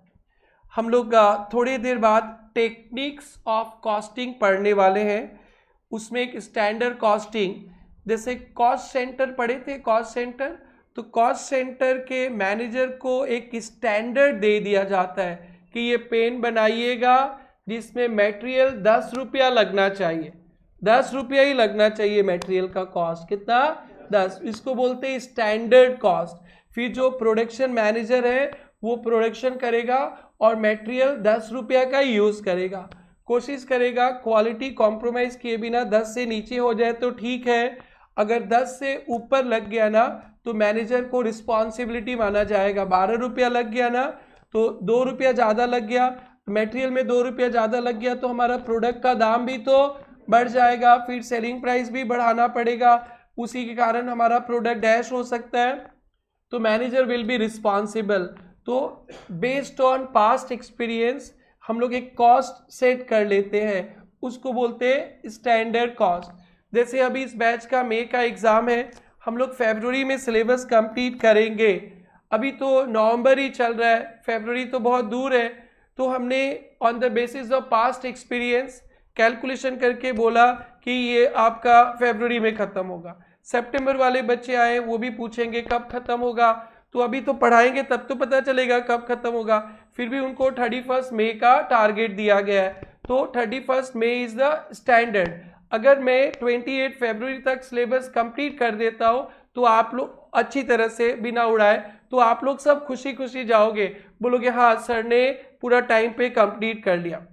अगर उसके जगह मैं मार्च कर दूंगा तो आप में से 80-90% गुस्सा जाओगे, पास हो जाने से भी गुस्सा ही रहोगे, मिठाई दे देना गुस्सा होने से भी, बट अपने जूनियर्स को नहीं भेजोगे मत जाओ वो मार्च अप्रैल तक पढ़ाता है, वो लास्ट डेट तक पढ़ाते रहेगा, पास ही नहीं होएंगे, तो आप डिससेटिस्फाइड रहोगे। मई वाले को 31 मई या उसके 1-2 दिन पहले खत्म कर ले तो खुशी खुशी, और जैसे 1 जून आ गया ना उनका चेहरा रुझा रहेगा, ये अभी हंस रहा है ना, उस समय उदास चेहरा लेकर आएगा, बोला था 31 मई और अभी लेट हो गया। तो एक स्टैंडर्ड है, स्टैंडर्ड को मीट करना होता है, और मीट नहीं करोगे तो फिर आप काम अच्छा से नहीं कर रहे हो। और मेरे अंदर भी डर रहता है, आज आप लोग को पढ़ाना ही नहीं था मेरे को किसी कारणवश, तो मेरे को लगा कि भाई 2 घंटा भी पढ़ा दे तो मेरा सिलेबस तो 2 घंटा पहले खत्म हो जाएगा, तो उस डर से पढ़ाया, क्योंकि मेरे अंदर डर है ये बच्चा मई का बैठा है यहाँ पे, इनको फरवरी में खत्म करना है, ऐसा 2 दिन मेरे को पढ़ाने का मन नहीं करे, तो 2 दिन मेरा चला गया, एटलीस्ट 2-2 घंटा भी पढ़ा दे तो कुछ 4 घंटा तो मैटर करता है कि नहीं भाई। तो भगवान से बोलते कि बीमार भी कराओ ना, दवाई खिला के ठीक करा दो, कम से कम 6 घंटा 5 घंटा नहीं पढ़ाए तो 2 घंटा तो पढ़ा ही देना। ऐसे लाइफ में अनसर्टेनिटी आते रहता है, तो एटलीस्ट मतलब आप लोग समझ रहे हो ना, तो आप लोग हमेशा प्रे करना कि भैया फरवरी तक सर का तबीयत तो ठीक रहे, ठीक है, सितंबर वाले लोग मई तक, तब तक और बैच आ जाएगा, हम जिंदगी भर ठीक ही रहते हैं भाई, कोई ना कोई बैच आके प्रे करता है, सितंबर वाला का मन हो गया, अरे हम लोग क्या क्या होगा, अरे भाई तुम लोग क्या भी सेटिंग करके रखे ना, तो तुम लोग भी इनके जाने के बाद मार्च से बोला कि भैया और 2 महीना ठीक रहे, तब तक आ जाएंगे जनवरी वाला, हमेशा ही ठीक रहेंगे। Okay, so standard is that only, standard है दैट। आपको मैं दिखाऊंगा, एक्सेल शीट दिखाऊंगा, आपका हर एक चैप्टर पढ़ाने का स्टैंडर्ड है मेरा, हालांकि अब उस स्टैंडर्ड से ज़्यादा टाइम लगता है क्योंकि वो पास 3 बैचेस का एवरेज था, तो पास 3 बैचेज में होलसेल में होमवर्क देते थे, अब तो नो होमवर्क, तो स्टैंडर्ड से थोड़ा टाइम ज़्यादा लगता है, तो उसके कारण टेंशन नहीं है। तो मैं पहले 4.5 आवर पढ़ाता था, 5 या 5.5 घंटा पढ़ा देंगे तो एडजस्ट हो जाएगा। तो एक स्टैंडर्ड सेट कर लेते ना पास्ट बैचेस को देखकर, और उसके अंदर ही काम करना पड़ता है। और हमेशा एक्सेल शीट में देखते हैं ये चैप्टर खत्म, आज बेसिक्स कल तक खत्म हो जाएगा, तो हमें कार्ड हुआ यस अचीव्ड, और वहाँ पे लिखा रहता है कि इतना टाइम सोचा था, और विनीता मैम रिकॉर्ड करके दे देगी इतना टाइम लगा, और बस बोल रही है कि सर इस बैच में हमेशा ही ज़्यादा टाइम लगता है। हम बोले हाँ वो तो थोड़ा सा लगेगा ही ना, क्यों होमवर्क नहीं देके बच्चों को घर में स्टडी टाइम ज़्यादा देना चाहते हैं, तो थोड़ा सा ये स्टैंडर्ड कॉस्ट का रेलेवेंस है, समझ आना, बहुत इंपॉर्टेंट है। ये हम लोग को कंट्रोल वाला चैप्टर मिलेगा, लिखना नहीं है। मार्जिनल कॉस्ट एक टेक्निक है शॉर्ट टर्म डिसीजन मेकिंग का, शायद हमारा लास्ट चैप्टर मार्जिनल कॉस्टिंग ही होगा। आप लोग मार्जिनल कॉस्ट मतलब वो खर्चा जो चेंज होता है ना, उसी को बोलते हैं मार्जिनल कॉस्ट, लिखना नहीं, जो थोड़ा थोड़ा सा सुनना है सुन के रख लो। संक कॉस्ट, संक कॉस्ट का मतलब फाउंडेशन का बच्चा रिजल्ट देकर मिठाई लेकर मेरे पास आया और बोलता कि अगर काश हम लोग ये चैप्टर और अच्छा से पढ़ लेता ना और अच्छा हो जाता, तो क्या वो डिस्कस करके कोई फायदा है क्या? नहीं। तो संक कॉस्ट का मतलब होता है जो खर्चा लग गया, पास्ट कॉस्ट इररिलेवेंट है, जो खर्चा लग गया उसको सोचकर फायदा नहीं है। तो फाउंडेशन का बच्चा फाउंडेशन पास का रिजल्ट लेकर मिठाई लेकर आया, तो हम लोगों को उस बच्चा को उसके लिए नहीं सोचना चाहिए कि ये काश थोड़ा सा और पढ़ लेता 2 नंबर बढ़ जाता। अब पढ़ भी नहीं सकते हो, बढ़ भी नहीं सकता है, आगे का डिस्कशन करना चाहिए। हाँ कुछ गलती हो गया था कि इंटर में उसको सुधार ले, बट फाउंडेशन को सुधारा नहीं जा सकता। हाँ आप सजेशन दे सकते हो कि सर आप ऐसे ऐसे कर सकते हो, बट जाके आपका रिजल्ट तो चेंज नहीं कर सकते। तो आप डिसीजन मेकिंग में बहुत सारा समय ऐसा मिलेगा जिसमें cost incurred, cost incurred, cost incurred, खर्चा लग गया लग गया लग गया। अब उसके लिए सोचकर फायदा नहीं है, आगे का सोचो, अब काम करो तो भी लग गया, ना करो तो भी लग गया, उसको बोलते हैं संक कॉस्ट, बेकार कॉस्ट। दोस्त होते हैं ना बहुत सारे दोस्त, बस पास किया, पार्टी दो पार्टी दो पार्टी दो पार्टी दो, और बस उसी के लिए, और कोई मुसीबत है कुछ है तो हम आपके हैं कौन, टाइम नहीं है। वो सब दोस्त को बोलते हैं संक दोस्त। मतलब संक कॉस्ट को, उसको फ्रेंड्स को बोलते हैं sunk friend, not helpful in any problem. So cost which have already incurred, जो ऑलरेडी लग गया, वो डिसीजन मेकिंग में कोई काम नहीं करेगा, वो sunk cost, irrelevant cost. 5-6 questions करेंगे डिसीजन मेकिंग में तब मिलेगा। संक कॉस्ट का मतलब ध्यान रखना अच्छा है, जो दोस्त बेकार, दोस्त के नाम का ही दोस्त है, काम में नहीं आता, आपस में क्यों देख रहे हो, स्माइल क्यों दे रहे हो? तुम लोग के बीच में भी ऐसे ही है क्या? सबके दोस्त में होता है ना संक, होता है क्या? तुम्हारा दोस्त ही नहीं है क्या? उतना नहीं रखता। हाँ, आपका दोस्ती तो costing, accounts, tax, law, audit, SM से, एफएम से, इतने सारे। हाँ, अरे बुलबुल के किसको देख रहे भाई? कॉन्ट्रेस्टियल संक फ्रेंड है क्या? सब कोई देख रहा है तुमको भाई, क्या किया इनके साथ, कुछ गड़बड़ किया है क्या? हाँ, तुमको देख रहा है सब कोई, देवर्जन को देख रहा है क्या? तुम्हें की कोई सा कोई से तुम्हें भाल फ्रेंड ना है। चलो ठीक है, पढ़ाई कर। संक कॉस्ट की होल, संक कॉस्ट, पास कॉस्ट, क्या बेटा? पास कॉस्ट इररिलेवेंट होता है। ऐसे बहुत सारे कॉस्ट है, आपको अभी ये सब कॉस्ट के बारे में जानना नहीं है, ऐसे 2-4 का नाम लिख लेते। हाँ, लिख लेना, to be discussed later on, इतना हेडिंग लिख देना। तो ऐसे लिखा, classification cost on the base for decision making, लिखा ना, to be discussed in detail in decision making chapter, to be discussed in detail in decision making chapter, to be discussed in detail in decision making chapter। फिर भी 1-2 का example तो लिख लो। Opportunity cost जो जानते हैं, opportunity cost, imputed cost, standard cost, marginal cost, standard cost, marginal cost, plus many more लिख के छोड़ दीजिए, प्लस मेनी मोर लिखकर छोड़ देना है।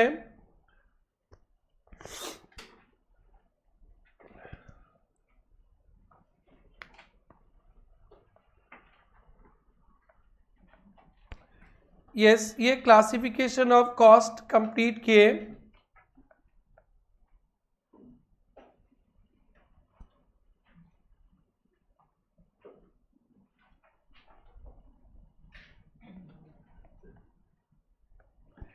अब 2 टॉपिक और बेसिक्स का बाकी है, ध्यान से सुनना है आपको। कितने क्लासिफिकेशन हो गया? 7। लेकिन 7 हो गया, लेकिन वो सबके अंदर 3 ही है, मटेरियल, लेबर, एक्सपेंसेस। और पूरा सिलेबस में आपको एक तो फंक्शनल मिलने वाला है वेरी फर्स्ट चैप्टर से, और बिहेवियर तो जहाँ तहाँ मिलने वाला है, ये 2, और डिसीजन मेकिंग वाला मिलने वाला है, 3 ही मिलने वाला है। और बाकी का कभी आएगा तो फिर मैं उसको फिर से रिकॉल करके बताऊंगा। नाउ हम लोगों का सिलेबस में मेन काम है कॉस्ट कैलकुलेट करना, कॉस्ट। सो इस संसार में बहुत डिफरेंट टाइप के इंडस्ट्रीज है।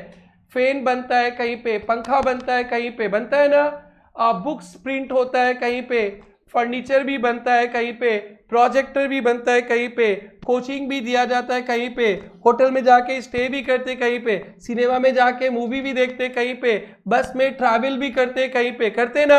और ONGC ऑयल वगैरह, गैस, पेट्रोलियम प्रोडक्ट्स जमीन से निकालता है, वो सब करता है। सबका काम करने का तरीका एक ही है क्या? न, सबका तरीका अलग है, अलग है। सबका ऑब्जेक्टिव यही है कि कॉस्ट कैलकुलेट करेंगे प्रॉफिट जोड़ के सेलिंग प्राइस लेंगे। खर्चा का नेचर अलग है, प्रोडक्शन का प्रोसेस अलग है, इसलिए संसार में बहुत तरीका का मेथड्स ऑफ कॉस्टिंग है।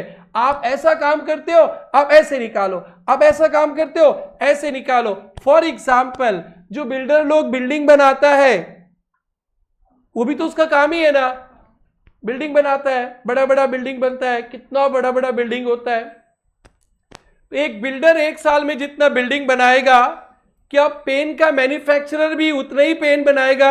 या पेन का मैन्युफैक्चरर एक साल में जितना पेन बनाएगा, एक बिल्डर, ओम बिल्डर भी उतना ही बिल्डिंग बनाएगा? नहीं, ज्यादा बनाएगा। अरे नहीं, हाँ उतना नहीं बना सकता। देखो ओम बाबा बोल दिए, और इनका नाम लेना अच्छा भी है, क्लास में भगवान जी का नाम आता है और यहाँ पे पॉजिटिव वाइब होता है। आप रोज आना, फर्स्ट बेंच पे बैठना, जब ओम बोलते हैं ना तो एकदम यहां से वाइब आता है। तो आप तो बहुत अच्छे हैं, बहुत अच्छे, बहुत अच्छे। सुबह सुबह ऐसे भी मार्क्स भी अच्छा लेके आते हैं, इंसान भी बहुत अच्छा है, और किसके अंदर भगवान है। लूट मत लेना तुम लोग, अच्छा है तो ठीक है, पैसा लेके नहीं घूमते, ये ध्यान रखना। लूटने वाला कोशिश मत करना कि ये भगवान है तो मांग लेंगे तो दे देंगे। यस, ओम बिल्डर ने बोला सर आप एक साल में 1 लाख पेन बना लोगे, बट एक साल में 1 लाख बिल्डिंग में नहीं बना सकता। क्यों नहीं बना सकता? सर आपका, अरे मैं बताता हूं ना, अरे आपका एक पेन में 100-200 रुपया लगता है, एक दिन में बन जाता है। हमारे एक बिल्डिंग बनाने में 3-3 साल लग जाता है और करोड़ों रुपया लग जाता है। ओ हाँ, बट ऑब्जेक्टिव ओम बाबू का भी है, cost profit selling price. RG का भी है, cost profit selling price. But यहां पे ब्रिक सीमेंट रॉड थोड़ी ना लगा है, उधर तो ब्रिक सीमेंट रॉड क्या क्या लग गया। या तो ये सब बॉडी वॉडी रिफिल उफिल लगेगा, है ना बेटा? बाय द वे इसका भी 10,000 दाम है। ये लोग बहुत लूटता है आईफोन, ये ठीक है। ये तो स्टूडेंट दिया है, इसका तो प्राइस ले, इसका तो प्राइस का मतलब वैल्यूएशन नहीं कह सकता, तो प्यार है। ये 5 रुपया ठीक है। इसमें भी क्या ईटा बालू सीमेंट वगैरह लगा है क्या? नहीं। तो बताओ, ओम बाबा के साथ जैसे कॉस्टिंग का तरीका लगाओ, पेन वाला के साथ वैसे लगा दो क्या? नहीं। तू बड़ा समझदार है। तो इसीलिए ना अब फंसो आप लोग, नहीं बोल दिया ना। तो ओम बाबा के लिए अलग मेथड ऑफ कॉस्टिंग होगा, पेन बाबा के लिए अलग मेथड ऑफ कॉस्टिंग होगा, प्रेरणा ट्यूटोरियल्स के लिए अलग मेथड ऑफ कॉस्टिंग होगा। तो 6-7 मेथड्स ऑफ कॉस्टिंग। बेटा आपका एक मटेरियल चैप्टर है, नाम सुन लिया था। एक लेबर चैप्टर है, आज दिखा देंगे, सीख लिया था। एक ओवरहेड चैप्टर है, सीख लिया था ना। और फिर उसके बाद डिफरेंट मेथड्स है, सब एक एक चैप्टर है। अभी देखो ये सब चैप्टर बन के आने वाला है। मेथड्स ऑफ कॉस्टिंग, पहले ओम बाबा के पास चलते। कॉन्ट्रैक्ट कॉस्टिंग, जो बिल्डर्स लोग बिल्डिंग बनाते हैं ना, वो लोग भी तो कॉस्ट प्रॉफिट सेलिंग प्राइस करेंगे। वो लोग को उस मेथड को बोला जाता है कॉन्ट्रैक्ट कॉस्टिंग। सीए स्टूडेंट्स के लिए गुड न्यूज है, सीए के सिलेबस में कॉन्ट्रैक्ट कॉस्टिंग नहीं है। क्यों नहीं है? क्योंकि कॉन्ट्रैक्ट कॉस्टिंग के लिए सीए इंस्टीट्यूट का खुद का अकाउंटिंग स्टैंडर्ड 7 है। अकाउंट्स में नियम अलग है। तो सीए जो चार्टर्ड अकाउंटेंट होते हैं उनका कॉन्फ्लिक्ट हो जाता है दिमाग। कॉस्ट अकाउंटेंट अलग तरीका से कैलकुलेशन करवाता है, चार्टर्ड अकाउंटेंट का अकाउंट्स में A7 में अलग तरीका लिखा है।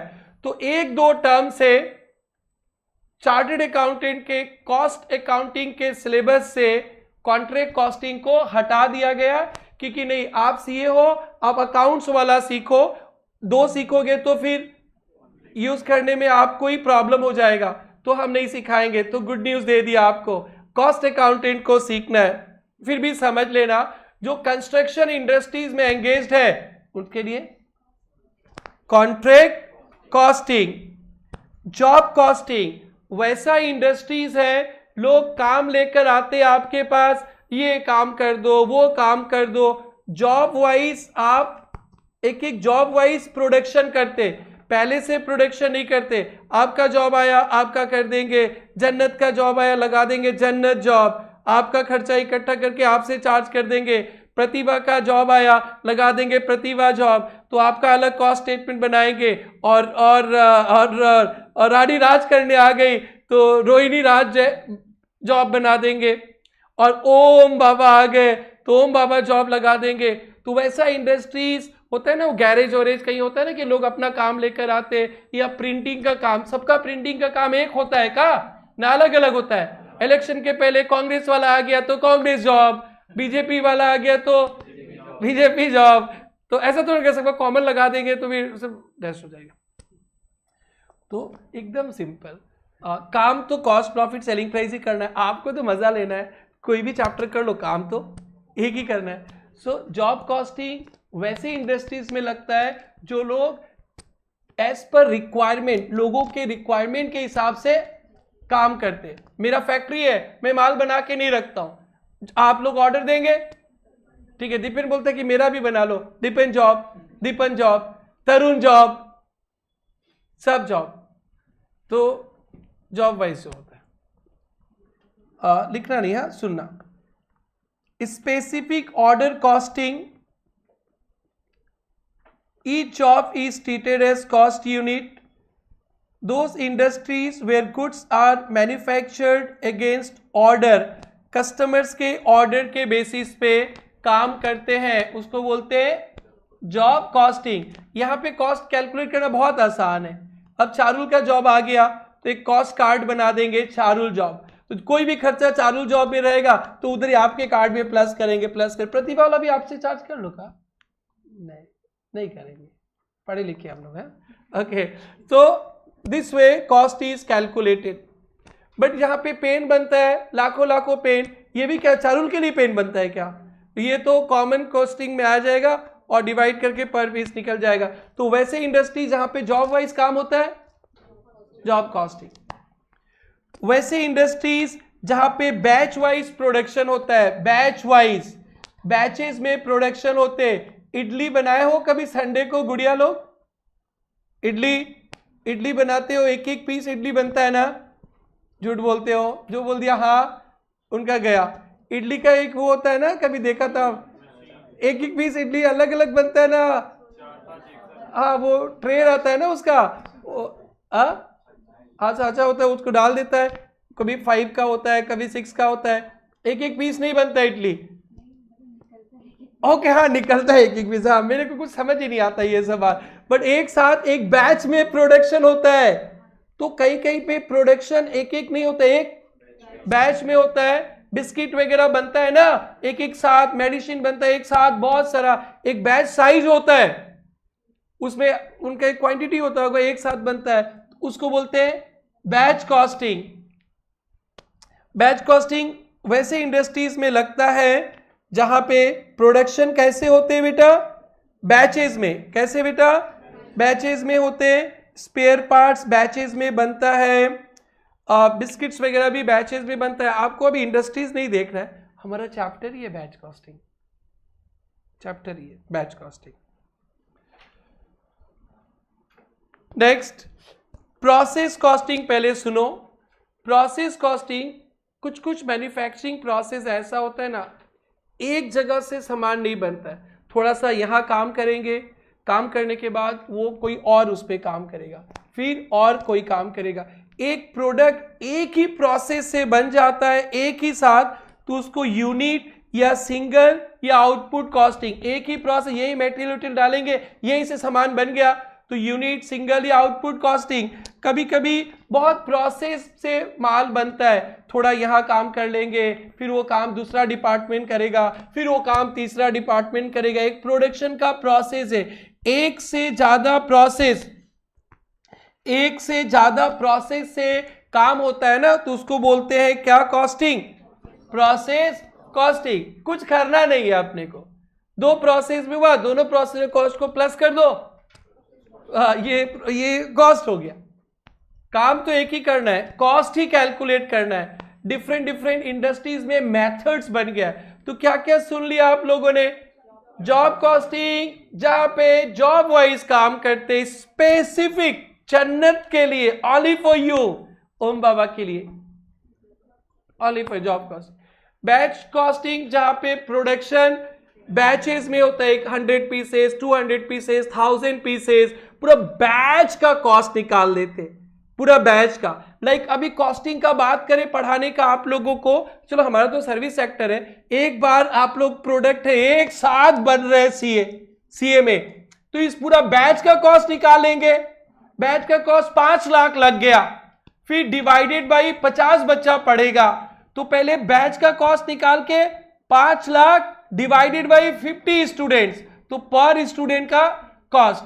अब मेरे को चारुल को पढ़ाने का कॉस्ट जानना है, तो चारुल को अकेले तो नहीं पढ़ा रहा है ना, आपका कॉस्ट अकेले नहीं निकाल पाएंगे, पूरा बैच का, समझा क्या? फिर डिवाइडेड बाई नंबर स्टूडेंट। अब रोहिणी का कॉस्ट जानना चाहते हैं, तो रोहिणी का अलग कॉस्ट तो नहीं निकाल सकते, पूरा बैच का निकालेंगे, प्लस शेयर का एक्स्ट्रा जोड़ लेंगे। अब 5000, तो समझा क्या? बैच कॉस्टिंग, क्या बेटा? Batch wise production. और आप लोग डरना नहीं, सब में आपको ना खर्चा को प्लस ही करना है, समझा भाई? अब समझ में आएगा, सब में खर्चा को प्लस करना है, बट वो मेथड थोड़ा अलग अलग हो जाता है। बैच कॉस्टिंग, डरने का कोई बात नहीं है, यही आपका सिलेबस है। प्रोसेस कॉस्टिंग क्या बोला बेटा? प्रोसेस कॉस्टिंग जिसमें एक से ज्यादा प्रोसेस होता है। कुछ एग्जांपल दिया है, chemical industries, refinery industries. Refinery industry में क्या, जमीन के नीचे से कोयला, कोल निकल, पेट्रोलियम क्रूड या क्रूड ऑयल निकलता है ना, फिर उसके बाद उसको फिर रिफाइनिंग करते हैं, वो सब करते हैं, तो फिर पेट्रोल, डीजल, केरोसिन निकलता है, यही ना भाई। लेकिन जमीन के नीचे से क्या निकलता है? Crude oil. तो वो एक क्रूड ऑयल निकाला प्रोसेस है, फिर एक रिफाइनिंग में दे देंगे, फिर वहां से तो पेट्रोल निकलेगा। तो पेट्रोल का कॉस्ट जानना होगा तो पहले क्रूड ऑयल का एक्सट्रैक्शन का कॉस्ट, फिर रिफाइनरी का कॉस्ट, तो वो सिंपल सा बात है, सबको प्लस करना, उसी को बोलते हैं प्रोसेस कॉस्टिंग। ऑपरेटिंग कॉस्टिंग हमारा कॉस्टिंग है, सर्विस कॉस्टिंग भी बोलते हैं, ये हमारे लिए। सर्विस इंडस्ट्रीज, सर्विस इंडस्ट्रीज जो सर्विस देता है, जहां पे कोई आउटपुट नहीं होता है, टैंजिबल आउटपुट नहीं होता है, तो उस वैसे इंडस्ट्रीज में लगता है सर्विस कॉस्टिंग या ऑपरेटिंग कॉस्टिंग। जैसे railway, road transport, water supply, hospital, telephone services, अरे वो जो सिनेमा देखने गया था, सिनेमा हॉल, बस में ट्रैवल करते हो, वो कोचिंग सेंटर भी सर्विस इंडस्ट्री। तो सर्विस सेक्टर के लिए एक ही है, सर्विस कॉस्टिंग या ऑपरेटिंग कॉस्टिंग।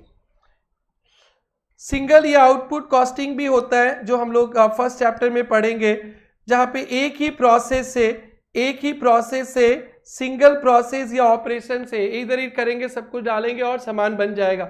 लाइक पेन, इधर ही करेंगे सारा काम, पेन बन गया और बस हो गया। तो ये हो गया सिंगल या आउटपुट कॉस्टिंग या यूनिट कॉस्टिंग बोलते हैं।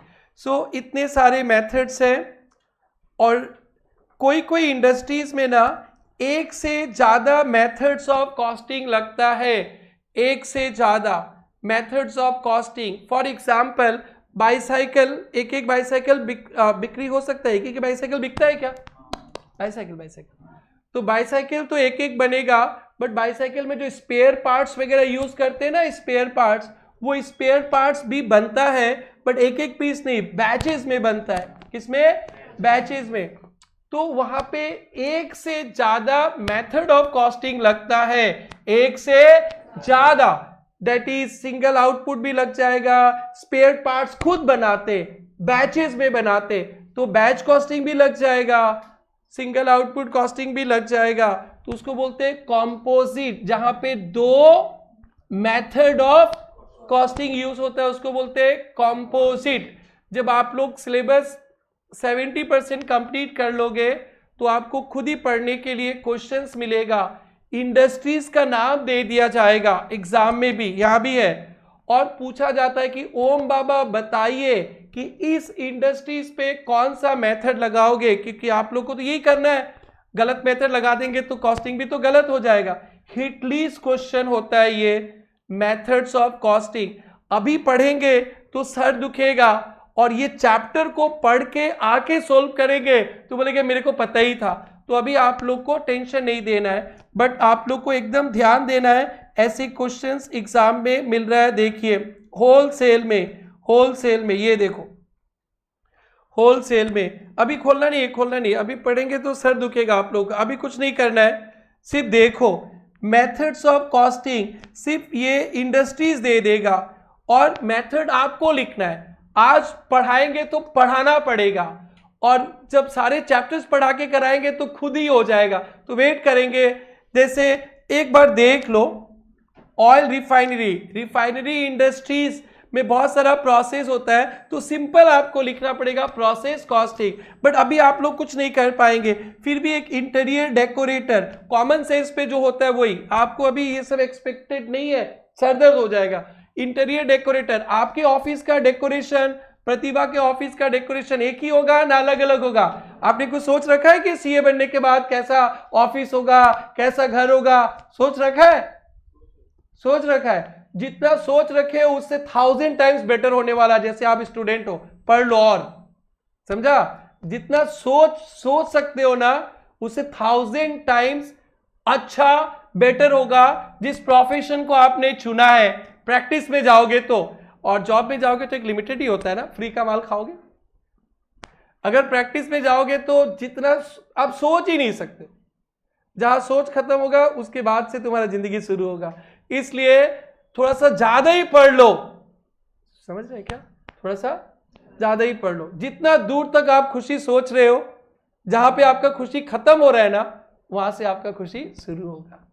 इसलिए आपको पूरा एकदम तपस्या में लग जाना है। मई तक, जून तक, सितंबर तक हमें कुछ नहीं चाहिए, सिर्फ पढ़ना है। क्योंकि जितना हम, जहां पे हमारा खुशी खत्म हो रहा है कि इतना करेंगे, ये करेंगे, सर ने कहा कि उसके बाद से जिंदगी शुरू होता है, यानी उससे भी बहुत ज्यादा मिलने वाला है। इसलिए आप लोग खूब नॉलेज लो। जॉब में जो जाते हैं उनके लिए तो फ्री का माल होता है, उनको तो और जिंदगी जन्नत हो जाता है। फ्री बंगला, फ्री गाड़ी, फ्री नौकर, फ्री चाकर, free foreign tour, free uniform, free खाना, फ्री घूमना, फ्री मेडिकल, उनका तो अलग ही होता है जॉब वाले। और जो खुद प्रैक्टिस करेंगे, इतना पैसा हो जाता है रखने का जगह नहीं होता है। तो दोनों जगह ही विन विन सिचुएशन है। बस आप लोग को जैसे मैं पढ़ा रहा हूँ वैसे पढ़ना है बस, और किसी के साथ दोस्ती नहीं करना है अदर देन पढ़ाई। सितंबर तक सुनते अपने स्टूडेंट्स के बारे में ना, कोई बोलता है कि अरे वो सीए, अरे 8-10 साल 12 साल पहले, अरे वो क्या, वो तो करोड़ों करोड़ों कमा रहा है। समझा कि 8-10 साल 12 साल पहले कोई सीए बना, कुछ है ना, करोड़ों करोड़ों करोड़ों कमा रहा है। कुछ ऐसे भी है मेरे स्टूडेंट्स हमारे, जिनका हम लोग फी भी वेव कर दिए थे ड्यू टू सम इश्यूज। वो लोग करोड़ों करोड़ों कमा रहे। तो एक दिन ऐसा था कि फी देने में भी प्रॉब्लम होता था, बट उन्होंने बहुत मेहनत किया है। आज तो क्या बोलूं, ठीक से जवान नहीं हुआ और इतना नेम फेम हो गया अपने प्रोफेशन पे। इसलिए ना बहुत पढ़ो, नॉलेज लो, नॉलेज, इसी का पैसा मिलने वाला है। ऑल सब्जेक्ट्स, ओनली कॉस्टिंग नहीं, accounts, tax, law, audit, whatever you are doing, मतलब एकदम मतलब अलग ही है ये कोर्स। तो इसलिए बहुत पढ़ना, ये अभी नहीं पढ़ना। देखो एग्जाम में है दिसंबर 20, जनवरी 21, ये कोविड के समय का है ना। अरे कोविड नहीं होता पोस्टपोन, दिसंबर में भी एग्जाम, जो बच्चा दिसंबर नहीं दे सकेगा जनवरी में भी था। तो देखो ऑयल रिफाइनरी, इंटीरियर, कुछ समझ में आ रहा होगा ना बेटा, बोलो भाई। और अभी पढ़ना नहीं आप लोग को। Transport service, bus truck, operating costing या सर्विस कॉस्टिंग। ये कार मैन्युफैक्चरिंग इंडस्ट्रीज में कार तो बनेगा ही, और कार के लिए पार्ट्स रोड्स भी बनता है ना, तो वो उसमें बनता है बैचेज में, तो फिर वो क्या हो जाएगा, मल्टीपल कॉस्टिंग। अभी नहीं करना है आपको। ये देखो आपका एग्जाम्स का पेपर देखते रहो।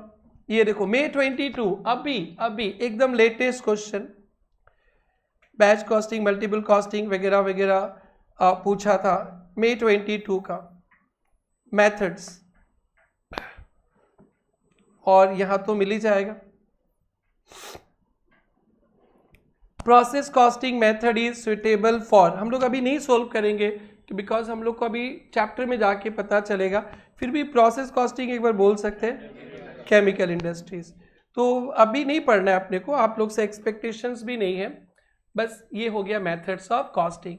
सबका नाम लिख लो, सब चैप्टर है उसने उसके अंदर नहीं लिखना है, यही सब पढ़ना है थ्रू आउट द सिलेबस, थोड़ा माइंड सेटअप बना रहे।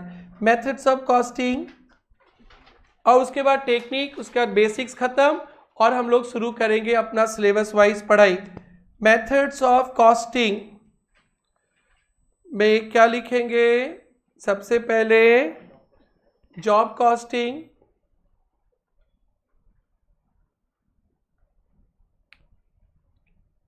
Next batch costing,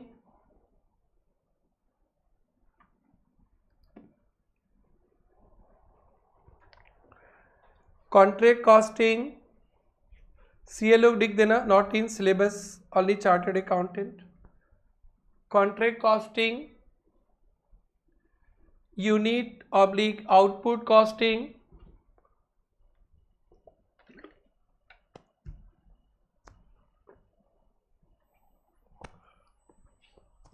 process costing,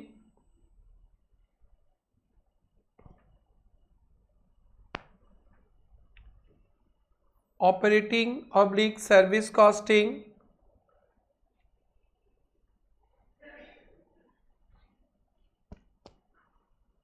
बस यहाँ पे लिख देना dash service sector, operating oblique service costing, service sector, और लास्ट में multiple oblique composite costing,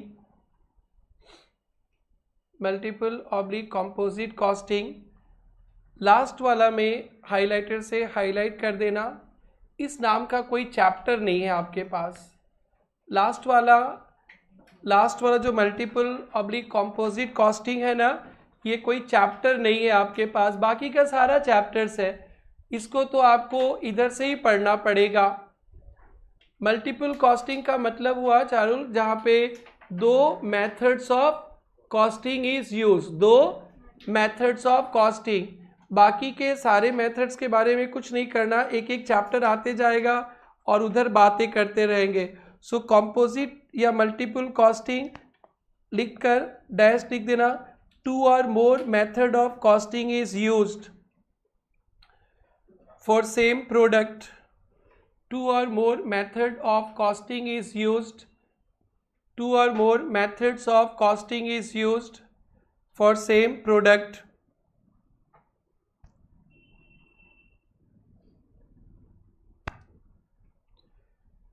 For example, in bicycle industry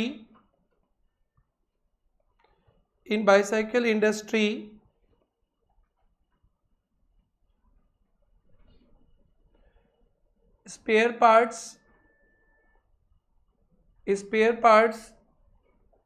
are produced in batches, spare parts are produced in batches is equal to batch costing। Spare parts batches में बनेगा, उसका कॉस्ट कैलकुलेट करेंगे batch costing, and cost of cycle is calculated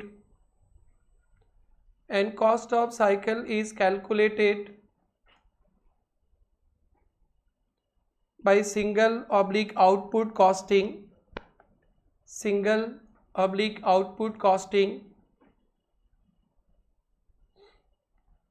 next I लिखना bicycle industry is equal to batch costing plus single और output costing. Bicycle industry is equal to batch costing भी लगेगा प्लस सिंगल या आउटपुट कॉस्टिंग। ऐसे जो TV भी बनता है ना, टीवी टेलीविज़न, एक एक पीस टीवी बनेगा, बट टीवी में देखता है कितने छोटे छोटे स्पेयर पार्ट्स वगैरह रहते हैं, वो खरीद के लाते तो अलग बात है, स्पेयर पार्ट्स भी खुद बनाते तो छोटे छोटे पार्ट्स एक एक नहीं बनते, एक साथ। तो फिर आपके उस इंडस्ट्रीज में बैच कॉस्टिंग लगाकर स्पेयर पार्ट्स का कॉस्ट कैलकुलेट करेंगे और टीवी का कॉस्ट एक एक पीस बनेगा सिंगल या आउटपुट। इसी को क्या बोलते हैं? Batch costing. हमारे इस नाम का कोई चैप्टर नहीं है, बाकी का सारे चैप्टर्स है, तो इसलिए बाकी का हम लोग चैप्टर में जाके पढ़ेंगे। बट थोड़ा सा आप लोग को दिमाग में थोड़ा सा डेवलप्ड हुआ क्या पढ़ने जा रहे हैं? आप लोग प्रोडक्ट सर्विस का कॉस्ट ही करेंगे। ओम बाबू का इंडस्ट्री का तरीका अलग, प्रतिभा का अलग, रानी का अलग, आरजी का अलग, तो अलग अलग मेथड्स है। ठीक है, ध्यान से सुनना बस। और एक टेक्निक्स का बात है। अब थोड़ा सा मैं आप लोग को सिलेबस भी दिखाते चलता हूँ।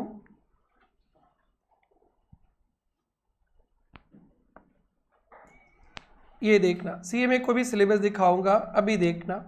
आप लोग सिलेबस थोड़ा थोड़ा समझेंगे। पहले तो introduction to cost and management accounting, इसमें लिख दिया अच्छी तरह से कॉस्ट बिहेवियर के बेसिस पे costing, cost reduction and cost control. ये एकदम हिट लिस्ट टर्म है, हमेशा एग्जाम पे आता है, जो हम लोग कल पढ़ेंगे। कॉस्ट का टर्म्स एंड कंसेप्ट्स तो पढ़ा दिए आप लोग को। Cost accounting, financial accounting, management accounting का डिफरेंस, रिलेशनशिप कल पढ़ लेंगे। ये डिजिटल कॉस्टिंग, वो आईटी को किस तरह से यूज करेंगे, ये एक आ गया। मेथड्स ऑफ कॉस्टिंग के बारे में जानना है, जो पढ़े। और लास्ट टॉपिक बचा है टेक्निक, किस तरह से काम करेंगे। पहला चैप्टर कॉस्ट शीट होगा, जो फंक्शनल क्लासिफिकेशन से सिखाए थे वही चैप्टर है। और 10 से 15 नंबर इस चैप्टर से आएगा, जिसमें 10 नंबर तो गारंटेड कॉस्ट शीट और बाकी के थ्योरी 5 नंबर। उसके बाद देखो 35 टू 40 मार्क्स। 40 मार्क्स में मटेरियल क्या होता है, किस तरह से मटेरियल कॉस्ट कैलकुलेट करेंगे, लेबर क्या होता है, किस तरह से लेबर कॉस्ट कैलकुलेट करेंगे, डायरेक्ट एक्सपेंसेस, ओवरहेड। और ओवरहेड का एक छोटा सा पार्ट है एक्टिविटी बेस्ड कॉस्टिंग। ओवरहेड में रिसर्च एंड डेवलपमेंट भी है। और ये है अकाउंटिंग कॉस्ट अकाउंटिंग का जर्नल एंट्री बनाना, रिकॉर्ड रखना, बड़ा इंटरेस्टिंग इजी है। तो इतना तो आपका 40 मार्क्स तक मटेरियल, लेबर, ओवरहेड, अकाउंटिंग पे ही है। उसके बाद जो आज पढ़ा है मेथड्स ऑफ कॉस्टिंग, पूरे कॉस्ट अकाउंटेंट को प्रोडक्ट या सर्विस का कॉस्ट कैलकुलेट करना है। 10 नंबर का चैप्टर कॉस्ट शीट ले गया और 25 नंबर इधर। 35 मार्क्स ऑलमोस्ट हाईएस्ट एंड पे, सिर्फ यही सीखना है, cost, profit, selling price, 35 marks. और कॉस्ट सीखने के लिए मटेरियल भी सीखना पड़ेगा, लेबर भी सीखना पड़ेगा, सब उसी में आ जाता है। देखिए, single output costing, job costing, batch costing, process या operation costing, service costing, contract costing था बट सिलेबस से हटा दिया है ना अभी। तो कॉन्ट्रैक्ट कॉस्टिंग चार्टर्ड अकाउंटेंट्स को देखने नहीं मिलेगा। तो यहाँ तक 70 मार्क्स का सिलेबस हो गया। यानी अभी तक जो हमने पढ़े, टेक्निक्स पढ़ने वाले अभी तक जो पढ़े वो 70 मार्क्स का कवरेज देगा, मतलब एक ओवरव्यू दिए, वही काम आने वाला है कल से। अब देख रहे हैं तो लास्ट पॉइंट भी दिखा देते हैं। कंट्रोल 70 मार्क्स तो कॉस्ट, प्रॉफिट, सेलिंग प्राइस पे था, और 30 मार्क्स कंट्रोल डिसीजन मेकिंग पे है। स्टैंडर्ड कॉस्टिंग, कंट्रोल का तरीका है, स्टैंडर्ड दे देते हैं और आपका परफॉर्मेंस उससे मेजरमेंट करते हैं। अगर स्टैंडर्ड तक पहुंच गए तो अच्छा है, और स्टैंडर्ड से ज़्यादा खर्चा लग गया तो डंडा पड़ेगा आपको। मार्जिनल कॉस्टिंग, ये टेक्निक है, अभी हम लोग करने वाले ही हैं। ये शॉर्ट टर्म डिसीजन मेकिंग का टेक्निक है। मेरे को मटेरियल चाहिए इस पेन के लिए, 2 सप्लायर है, मैं किससे लूँ, डिसीजन मेकिंग करना है, तो मार्जिनल कॉस्टिंग टेक्निक बताएगा। मेरे पास एक ऑफर आया फॉरेन से कि आपका सामान मेरे को चाहिए, प्राइस कम करना है, जो इंडिया में बेचते उस पर नहीं चाहिए, इंडिया में 100 में बेचते नहीं चाहिए, उनको 70 में चाहिए। तो मेरे को ये कैलकुलेशन देखना पड़ेगा ना 70 में होगा कि नहीं। तो ये शॉर्ट टर्म डिसीजन मेकिंग में हम लोग सीखेंगे कि फॉरेन जो सामान को इंडिया में 100 में बेचते हैं, फॉरेन से 70 में आया, क्या हम उनको बेचे कि नहीं, फिर से रिकैलकुलेट करेंगे कॉस्ट वन टाइम ऑर्डर के लिए। चाहेंगे ना फॉरेन का ऑर्डर मिले, टैग लगेगा फॉरेन का, तो हम लोग ना थोड़ा सा कम प्राइस में भी छोड़ देते हैं, क्योंकि बाहर टैग लग जाएगा ना, वी आर एक्सपोर्टर फॉरेन से, क्या पता आगे चलकर डोनाल्ड ट्रंप ऑर्डर दे दे हम लोगों को, ठीक है ना। तो उसलिए हम लोग ना फॉरेन से आता है ना थोड़ा सा उतर जाते हैं नीचे, लेवल थोड़ा सा उतर जाते हैं, तो जो माल 100 में बेचते हैं उसको हम लोग कम दाम में भी बेच सकते हैं। तो रात को सपना में आके कोई बताएगा ना, कैलकुलेशन करना पड़ेगा। This is called marginal costing.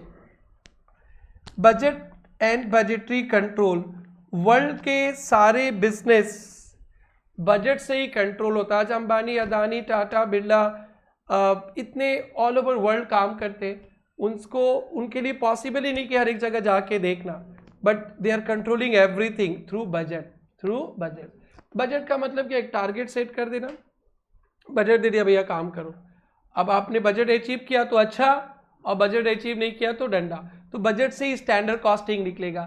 ये 3 तरीका से ही हम लोग मैनेजमेंट अकाउंटिंग या कंट्रोल डिसीजन मेकिंग करते, और आपका सिलेबस यही है।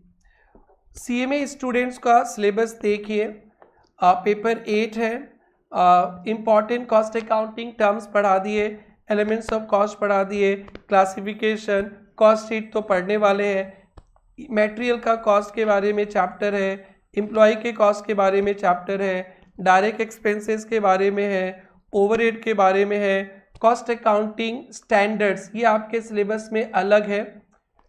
जैसे सीए का अकाउंटिंग स्टैंडर्ड होता है, कॉस्टिंग का भी कॉस्ट अकाउंटिंग स्टैंडर्ड से अलग है। कॉस्ट बुक कीपिंग वो अकाउंटिंग सबके लिए सेम है। मेथड्स ऑफ कॉस्टिंग 30 मार्क्स का, जॉब, बैच, कॉन्ट्रैक्ट भी पढ़ना है सीए को, process, operating. Cost accounting techniques 30 marks का, जिसमें मार्जिनल कॉस्टिंग कॉमन है, स्टैंडर्ड कॉस्टिंग कॉमन है, बजट भी कॉमन है, और ये आप लोग का पूरा ऑलमोस्ट कॉमन सिलेबस है। सीएमए का 2 चैप्टर ज़्यादा है। सो मेथड्स ऑफ कॉस्टिंग पढ़ लिए। लास्ट कंसेप्ट पे चलेंगे, टेक्निक्स ऑफ कॉस्टिंग, उसके बाद हमारा बेसिक्स खत्म हो जाएगा। हेडिंग देना, मेथड्स ऑफ कॉस्टिंग में कंपोजिट को तो लिख लिया ना बेटा, यहीं से पढ़ना है, ठीक है ना, और बाकी सबको to be discussed in chapter. देख लिया आपका सिलेबस ही है, techniques of costing.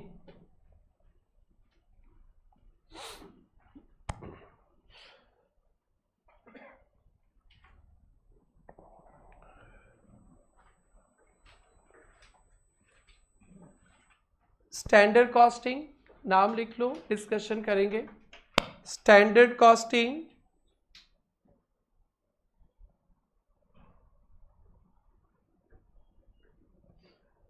Marginal costing,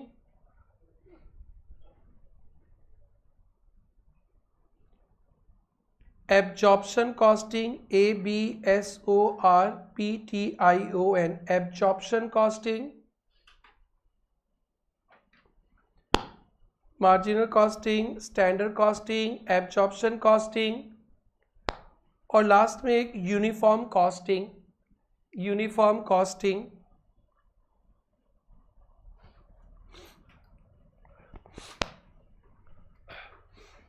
discussion हम लोग कल करेंगे, बस बता दे रहे हैं। मार्जिनल कॉस्टिंग, स्टैंडर्ड कॉस्टिंग अभी नाम बताया था ना आप लोगों को, और जो ओवरहेड होता है ना, ओवरहेड फिक्स कॉस्ट, क्या फिक्स कॉस्ट पर यूनिट होता है क्या? फिक्स कॉस्ट पर स्टूडेंट होता है क्या? नहीं। फिर भी हम लोग को तो फिक्स कॉस्ट आपसे भी लेना है, आपसे भी लेना है, आपसे भी लेना है, उसी को लेकर एब्जॉर्प्शन कॉस्टिंग है। और मार्जिनल कॉस्टिंग ना शॉर्ट टर्म डिसीजन मेकिंग के लिए होता है, शॉर्ट टर्म, और एब्जॉर्प्शन कॉस्टिंग हम लोग लॉन्ग टर्म के लिए चलते। और स्टैंडर्ड कॉस्टिंग तो कंट्रोल का टेक्निक है कि स्टैंडर्ड सेट करके दे देते, आराम से 1 महीना काम करो, मंथ के लास्ट में देखेंगे जितना बोला था उतना ही खर्चा करो तो ठीक है, उससे ज़्यादा किया तो फिर तुम्हारा मोए मोए कर देंगे। और सेल्स दिया, जितना सेल्स दिया उससे ज़्यादा किया तो तुमको तो स्विट्जरलैंड का टिकट दे देंगे। अरे सेल्स अरे भाई सेल्स ज़्यादा किया तो भी मोए मोए कर देंगे क्या? नहीं। तो स्टैंडर्ड कॉस्टिंग इज दिस। बस ये चैप्टर आपको ये सिखाएगा, ये स्टैंडर्ड ये एक्चुअल डिफरेंस निकालो, अच्छा खराब बता दो, बस इतना ही है। और यूनिफॉर्म कॉस्टिंग तो इसका डिस्कशन आगे नहीं है, कल पढ़ाएंगे, बस बता देते। यूनिफॉर्म का मतलब तो समझ रहे हैं ना, सेम कॉस्टिंग। तो सेम कॉस्टिंग का मेथड जो फॉलो करते हैं ना उसी को बोलते हैं यूनिफॉर्म, सो डेट कंपैरिजन कर पाए। बस इतना ही है आज, और कुछ नहीं। आज छुट्टी करते हैं, कल पढ़ेंगे। जाओ बेटा।